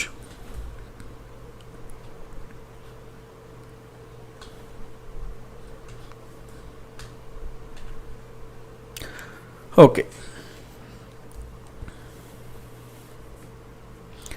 మొఘల్ ఎంపైర్ గురించి మనం మాట్లాడుకున్నప్పుడు మొఘల్ అంటే ఢిల్లీని లోడీస్ పాలించేవారు. ఆఖరిగా లోడీస్ ఆఫ్ఘాన్స్ అనుకున్నాం. ఇబ్రాహిం లోడీ ఆఖరి రాజు ఢిల్లీ సుల్తాన్లో. ఇబ్రాహిం లోడీకి ఎనిమిస్ ఎవరంటే ఆలం ఖాన్, దౌలత్ ఖాన్, రాణా సంగా. వీళ్ళకి ఇబ్రాహిం లోడీకి పడకపోతే వీళ్ళు బాబర్ని ఆశ్రయించారు ఇబ్రాహిం లోడీ పైన యుద్ధం చేయమని. దాంతో ఇతను ఇండియాకి రావడం జరిగింది. సో అసలు మనకి యాక్చువల్ అట్లాగా మనకి మొఘల్స్ అనేవాళ్ళు ఇండియాకి రావడం జరిగింది. అసలు మొఘల్ అంటే అర్థం ఏంటి, అది ఒక టైప్ ఆఫ్ ఫ్లేవర్ అనమాట. సెంట్రల్ ఏషియాలో దొరుకుతుంది, చాలా స్వీట్ ఫ్రాగ్రెన్స్తో ఉంటుంది మొఘల్ అనే ఫ్లేవర్. జనరల్గా మధ్య ఆసియా ప్రాంతాల్లో ప్రతి తెగ వాళ్ళు ఒక్కొక్క ఫ్లేవర్తో రిప్రజెంట్ చేసుకుంటారు. ఆ తెగకు చెందిన వాళ్ళు అని చెప్పి ఒక్కొక్క ఫ్లేవర్తో వాళ్ళు రిప్రజెంట్ చేసుకుంటారు. ఈ మొఘల్స్ అనే చుక్తాయ్ క్లాన్ వీళ్ళు ఈ మొఘల్ అనే ఫ్లేవర్తో రిప్రజెంట్ చేసుకుంటారు. అక్కడి నుంచి వచ్చింది ఆ వర్డ్ మొఘల్. సో మనకి మొఘల్ స్థాపకుడు బాబర్గా చెప్పుకుంటాం. ఈ Babar father side, mother side రెండు చాలా పెద్ద యోధుల నుంచి వచ్చాడు. ఫాదర్ సైడ్ చూసుకున్నట్లయితే తండ్రి ఉమర్ షేక్ మిర్జా, ఈ జనరేషన్ చూసుకున్నట్లయితే తైమూర్ వారసులీలు. మదర్ సైడ్ చూసుకుంటే ఆవిడ మదర్ కుత్బుగ్ నిగర్, ఈవిడొక్క మనము లీనియేజ్ చూసుకున్నట్లయితే చెంగిస్ ఖాన్ లీనియేజ్ అనమాట. సో ఈ బాబర్ అనే అతను ఫిజికల్గా చాలా బలవంతమైన వాడు, అందుకనే తనకి బాబర్ అనే పేరు పెట్టడం ఉండింది. బాబర్ అంటే అర్థం టైగర్ అనమాట. సో టైగర్ అంత స్ట్రాంగ్. అతను టైగర్తో యుద్ధం చేస్తుంటే టైగర్తో అంటే చేతులతోనే అతను యుద్ధం చేయగలుగుతాడనే దాంతోనే అతనికి బాబర్ అనే పేరు వచ్చింది. ఈయన నాన్న ఫర్గనా అనే రాజ్యానికి రాజుగా ఉండేవాడు. సో ఫర్గనా అనే రాజ్యం కన్నా నాన్న చనిపోయాక బాబర్ రాజు అయ్యాడు. ఇప్పుడు బాబర్ రాజు అయ్యాక బాబర్కి ఎప్పుడు సమర్ఖండ్ని పాలించాలి అనే ఆశ ఉండేది. ఎందుకంటే అలా లీనియేజ్లో తైమూర్ సమర్ఖండ్ పాలకుడు అనమాట. ఉజ్బెకిస్తాన్, ప్రస్తుత ఉజ్బెకిస్తాన్లో ఉంటుంది సమర్ఖండ్ ప్రాంతం. అక్బర్ యొక్క యాక్చువల్ నేమ్ ఏంటంటే జైరుద్దీన్ మొహమ్మద్. ఈ సమర్ఖండ్ని పరిపాలించాలి అని ట్రై చేస్తాడు, వెళ్తాడు, కానీ అక్కడ ఓడిపోతాడు. అందులో భాగంగా ఫర్జానా కూడా ఓడిపోతాడు. సో ఇతను 8 సంవత్సరాలు దాదాపుగా ఏ రాజ్యం లేకుండా అటు ఇటు తిరుగుతాడు. ఆఖరికైతే ఏదో ఒక విధంగా ఫర్జానా అయితే తెచ్చుకుంటాడు. దాంతో బాబర్ వెస్ట్ ఎక్స్పెడిషన్ని ఆపుకొని ఈస్ట్ వైపు దృష్టి పెడతాడు. ఈస్ట్ వైపు ఢిల్లీ పైన పడుతుంది అతను చూపు. ఎందుకంటే ఆల్రెడీ మనం చూసాం ఇతని యొక్క తైమూర్ యాన్సిస్టర్ అయినటువంటి తైమూర్ ఆల్రెడీ ఢిల్లీ సుల్తాన్లు అటాక్ చేసి 1398 ADలో అటాక్ చేస్తాడు. ఢిల్లీని అక్కడ తన ప్రతినిధి అయినటువంటి కిజిర్ ఖాన్ని పెట్టి వెళ్తాడు. దాంతో బాబర్ అనుకుంటాడు నాకు అన్ని రైట్స్ ఉన్నాయి ఢిల్లీని తీసుకోవడానికి అని చెప్పి బాబర్ ఢిల్లీ పైన కన్నేస్తున్న సమయంలోనే వాళ్ళు ఆశ్రయిస్తారు బాబర్ని. దాంతో ఫస్ట్ బ్యాటిల్ ఆఫ్ పానిపట్ జరుగుతుంది బాబర్కి లోడీకి మధ్యలో April 21, 1526 9 AM. దాంతో లోడీ ఓడిపోతాడు. మొఘల్ రాజ్యం అనేది ఏర్పడుతుంది 1526లో. సో 1526 to 1707 గ్రేటర్ మొఘల్స్ పాలిస్తారు బాబర్, హుమయూన్, అక్బర్, జహాంగీర్, షాజహాన్, ఔరంగజేబ్. లేటర్ మొఘల్స్ తర్వాత పాలిస్తుంటారు 1707, 1857. వీళ్ళు చాలా వీక్ రూలర్స్ అనమాట, అందుకని ఇన్సిగ్నిఫికెంట్. 1857 కంప్లీట్గా బ్రిటిష్ చేతిలోకి వెళ్ళిపోతుంది, మొఘల్స్ ఎండ్ అయిపోతారు అనమాట. సో 1526లో బాబర్ అయితే వచ్చాడు. బాబర్ రాజ్యాన్ని, వంశాన్ని ఏర్పాటు చేశాడు. ఇప్పుడు అతని దగ్గర ఉన్నటువంటి మెయిన్ టాస్క్ ఏంటి అంటే ఆ రాజ్యాన్ని బలపరచాలి. దానికోసం 1527లో అంటే మెల్లిగా ఇంక యుద్ధాలు చేస్తూ వచ్చాడనమాట. So 1527 Khanwa battle between Rana Sanga, Babur, జిహాద్ ప్రకటిస్తాడు. ఇందులో రాణా సంగా పైన గెలుస్తాడు. దాంతో గాజీ అనే బిరుదు పొందుతాడు Babur. Battle of Chanderi 1528 AD Medini Rai friend of Rana Sanga బాబర్కి అవుతుంది. ఇందులో మెదిని రాయ్ ఓడిపోతాడు. అక్కడ రాజ్పుట్ ఉమెన్ అనేవారు జోహర్ ప్రకటించుకుంటారు. Battle of Gogra between Babur and Mohammad Lodi పారిపోతాడు. బెంగాల్ ప్రాంతం కూడా మొఘల్స్లో కలిపేసుకుంటాడు బాబర్ యొక్క జీవిత చరిత్రను తను తుజకే బాబరి అని రాజించుకుంటాడు. బాబర్ నామా అంటాము దాన్ని. ఇంగ్లీష్లోకి బెవరిజ్ అనే ఆవిడ ఇంగ్లీష్ స్కాలర్ ట్రాన్స్లేట్ చేసింది. బాబర్ యొక్క కొడుకు హుమయూన్ 1530 ADలో రాజ్యానికి వస్తాడు. హుమయూన్ అనే అర్థం ఏంటి అంటే మోస్ట్ ఫార్చునేట్ అనమాట. సో చాలా kind person, good person. Kalinjar battle అవుతుంది. కలింజర్ బ్యాటిల్ హ్యూమన్కి ప్రతాప్ సింగ్ అవుతుంది. ప్రతాప్ సింగ్ ఓడిపోవడం జరుగుతుంది. దావరా బ్యాటిల్ 1532లో మళ్ళీ హుమయూన్ గెలుస్తాడు. మొహమ్మద్ లోడీ ఓడిపోతాడు. ఇక్కడ మన మొహమ్మద్ లోడీ ఆల్రెడీ బాబర్ తర్వాత మళ్ళీ వస్తారనమాట ఈ బ్యాచ్, మొహమ్మద్ లోడి బ్యాచ్. అప్పుడు మళ్ళీ హుమాయూన్ వాళ్ళని ఓడిస్తాడు. తర్వాత మందసూర్ యుద్ధం అవుతుంది. మందసూర్ యుద్ధంలో 1535 ఈ కర్ణావతి రిక్వెస్ట్ చేస్తుంది. ఆ రిక్వెస్ట్ మీదకి వెళ్తాడు. గుజరాత్ బహదూర్ షాహీ వాళ్ళని ఓడిస్తాడు. చునార్ బ్యాటిల్ 1539 షేర్ షా సూరికి హుమాయూన్కి జరుగుతుంది. ఈ బ్యాటిల్ అయితే హుమాయూన్ గెలుస్తాడు. కానీ తర్వాత నెక్స్ట్ ఇయర్ 1540లో చౌసా యుద్ధం అవుతుంది. ఈ చౌసా యుద్ధంలో తెలివితో షేర్ షా సూరి హుమాయూన్ ఓడిస్తాడు. హుమాయూన్ ఇంకా దాదాపుగా ప్రాణం దక్కించుకొని గంగా నదిలో దుంకేస్తాడు. దాంతో అబ్దుల్లా అనే వ్యక్తి కాపాడుతాడు. అబ్దుల్లాకు ఒక రోజు అయితే ముఘల్ యొక్క చక్రవర్తిగా ఒక రోజు ఉంచుతాడు. ఈ షేర్ షా సూరి యొక్క అసలైన పేరు ఏంటంటే ఫరీద్ అనమాట. ఈయన బీహార్లోని కొన్ని ప్రాంతాలకి జమీందారుగా ఉండేవాడు. సో ఆయన హుమాయూన్ని ఓడించి ఈ ఢిల్లీని ఆక్రమించుకుంటాడు. దాంతో సూర్యవంశం కొన్నాళ్ళు ఢిల్లీని పరిపాలిస్తారు అనమాట. మొఘల్స్లో హుమాయూన్ పరిపాలిస్తున్నప్పుడు కొంత టైం సూర్యవంశం పరిపాలిస్తుంటారు. సో బాబర్కి ఎప్పుడైతే ఈ అబ్దుల్లా చేత కాపాడ్డాడో ఆశ్రయం కోసం అతను అన్నదమ్ముల దగ్గరికి వెళ్తాడు. కమన్, అస్కరీ, హిందాలు అందరూ నిరాకరిస్తారు. దాంతో అమర్కోట్లో ఉన్నటువంటి రాణా ప్రసాద్ ఆశ్రమిస్తాడు. అక్కడే హమీదా బేగంతో వివాహమయ్యి వాళ్ళిద్దరికీ ఒక పిల్లోడు కూడా పుడతాడు. అతనే జలాలుద్దీన్. మనకి వీళ్ళ యొక్క బ్రదర్స్ అటాక్ చేస్తున్నారు అని తెలుసుకొని ఈ హుమాయూన్ ఏం చేస్తాడంటే పెర్షియాకు పారిపోతాడు. అక్కడ రాజు షాదాంసు అతను సున్ని అతన్ని కోరుతాడు. దాంతో అతను ఆశ్రమిస్తాడు. వీళ్ళిద్దరూ ఒక ఒప్పందం చేసుకుంటారు. ఆ ఒప్పందం ప్రకారం ఏంటంటే సైన్యం ఇస్తాడు షాదాంస్. ఆ సైన్యంతో గెలుచుకున్న కొన్ని ప్రాంతాలు హుమాయూన్ షాదాంస్కి అప్పగించాలి. అందులో భాగంగా ఆఫ్ఘనిస్తాన్లోని కాందహార్, కాబుల్ ఆ ప్రాంతాలన్నింటినీ ఈ షాదాంస్కి అందజేస్తాడు. తర్వాత ఢిల్లీకి వెళ్తాడు మన హుమాయూన్. ఢిల్లీలో బ్యాటిల్ ఆఫ్ సర్హింద్ అవుతుంది. ఆ టైంలో ఢిల్లీని పరిపాలిస్తుంది సికిందర్ షా, మనవడు అనమాట షేర్ షా సూరికి. వీళ్ళిద్దరికి జరిగిన యుద్ధంలో హుమాయూన్ గెలుస్తాడు, సికిందర్ షా ఓడిపోతాడు. మళ్ళీ హుమాయూన్ రాజు అయితే అవుతాడు. కొంతకాలం అయిన తర్వాత తన పర్సనల్ లైబ్రరీ దీన్ పనాలో నడుస్తున్న మెట్లు దిగుతుండగా కాలు జారి పడిపోయి చనిపోతాడు. దాని తర్వాత మనకి ఎప్పుడైతే చనిపోతాడో బైరామ్ ఖాన్ జలాలుద్దీన్ చిన్నపిల్లోడు, ఇంకా అప్పటికే రాజుగా ప్రకటిస్తాడు బైరామ్ ఖాన్ జలాలుద్దీన్ని. అతనికి ట్రైనింగ్లో అవుతుంటుంది. ఈ సమయంలో మనకి ఏమవుతుందంటే ఢిల్లీని హేము ఆక్రమించుకుంటాడు. హేము ఎవరు అంటే బీహార్ని పరిపాలిస్తున్న మొహమ్మద్ ఆదిల్ షా యొక్క ప్రధానమంత్రి, దీవాన్ అనమాట. వెళ్ళి అక్కడ అంతా క్లియర్ చేయి, నేను వస్తాను అని చెప్తాడు ఆదిల్ షా. ఇతను వెళ్ళి క్లియర్ చేసి కూర్చుంటాడు అనమాట. ఇంకా ఈ హేము కూర్చుంచుకొని విక్రమాదిత్య బిరుదు తెచ్చుకొని సింహాసనం పైన కూర్చుంటాడు. అందుకే ఎగ్జాంపుల్ ఇక్కడ ఒక బిట్ అడుగుతాడు.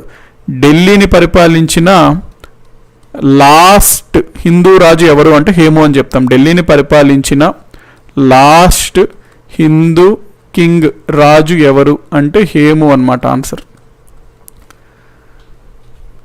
So second battle of Panipat అవుతుంది హేముకి అక్బర్కి. అక్బర్ అంటే almost Bairam Khan under guidance. Bairam Khan యొక్క యారో హేము రైట్ ఐకి తగులుతుంది. దాంతో హేము పడిపోతాడు, చనిపోతాడు. దాంతో second battle of Panipat Akbar గెలుస్తాడు. 1556 to 1560 4 పరదా గవర్నమెంట్ నడుస్తుంది. ఎందుకంటే అక్బర్ చిన్నపిల్లడు కాబట్టి బైరామ్ ఖాన్, హమీదా బేగం, అనగా బేగం వీళ్ళు పరిపాలిస్తుంటారు. 1560లో అక్బర్ బైరామ్ ఖాన్ అయితే సైడ్ చేస్తాడు. దాంతో అక్బర్ స్వతంత్ర పరిపాలన మొదలు పెడతాడు. అక్బర్ ఎప్పుడైతే తన స్వతంత్ర పరిపాలన మొదలు పెడతాడో అక్కడి నుంచి రాజ్య విస్తరణ చేయడంలో నిమగ్నమైపోతాడు అనమాట దాదాపుగా చాలా సంవత్సరాలు. సో 1562 గోండ్వానా, 1564 మాల్వా, 70 బెంగాల్, 72 గుజరాత్, 85 కాశ్మీర్ అన్ని ప్రాంతాలను జయించేస్తాడు. మొఘల్ రాజ్యాన్ని నలుదిక్కుల వ్యాప్తి చేస్తాడు.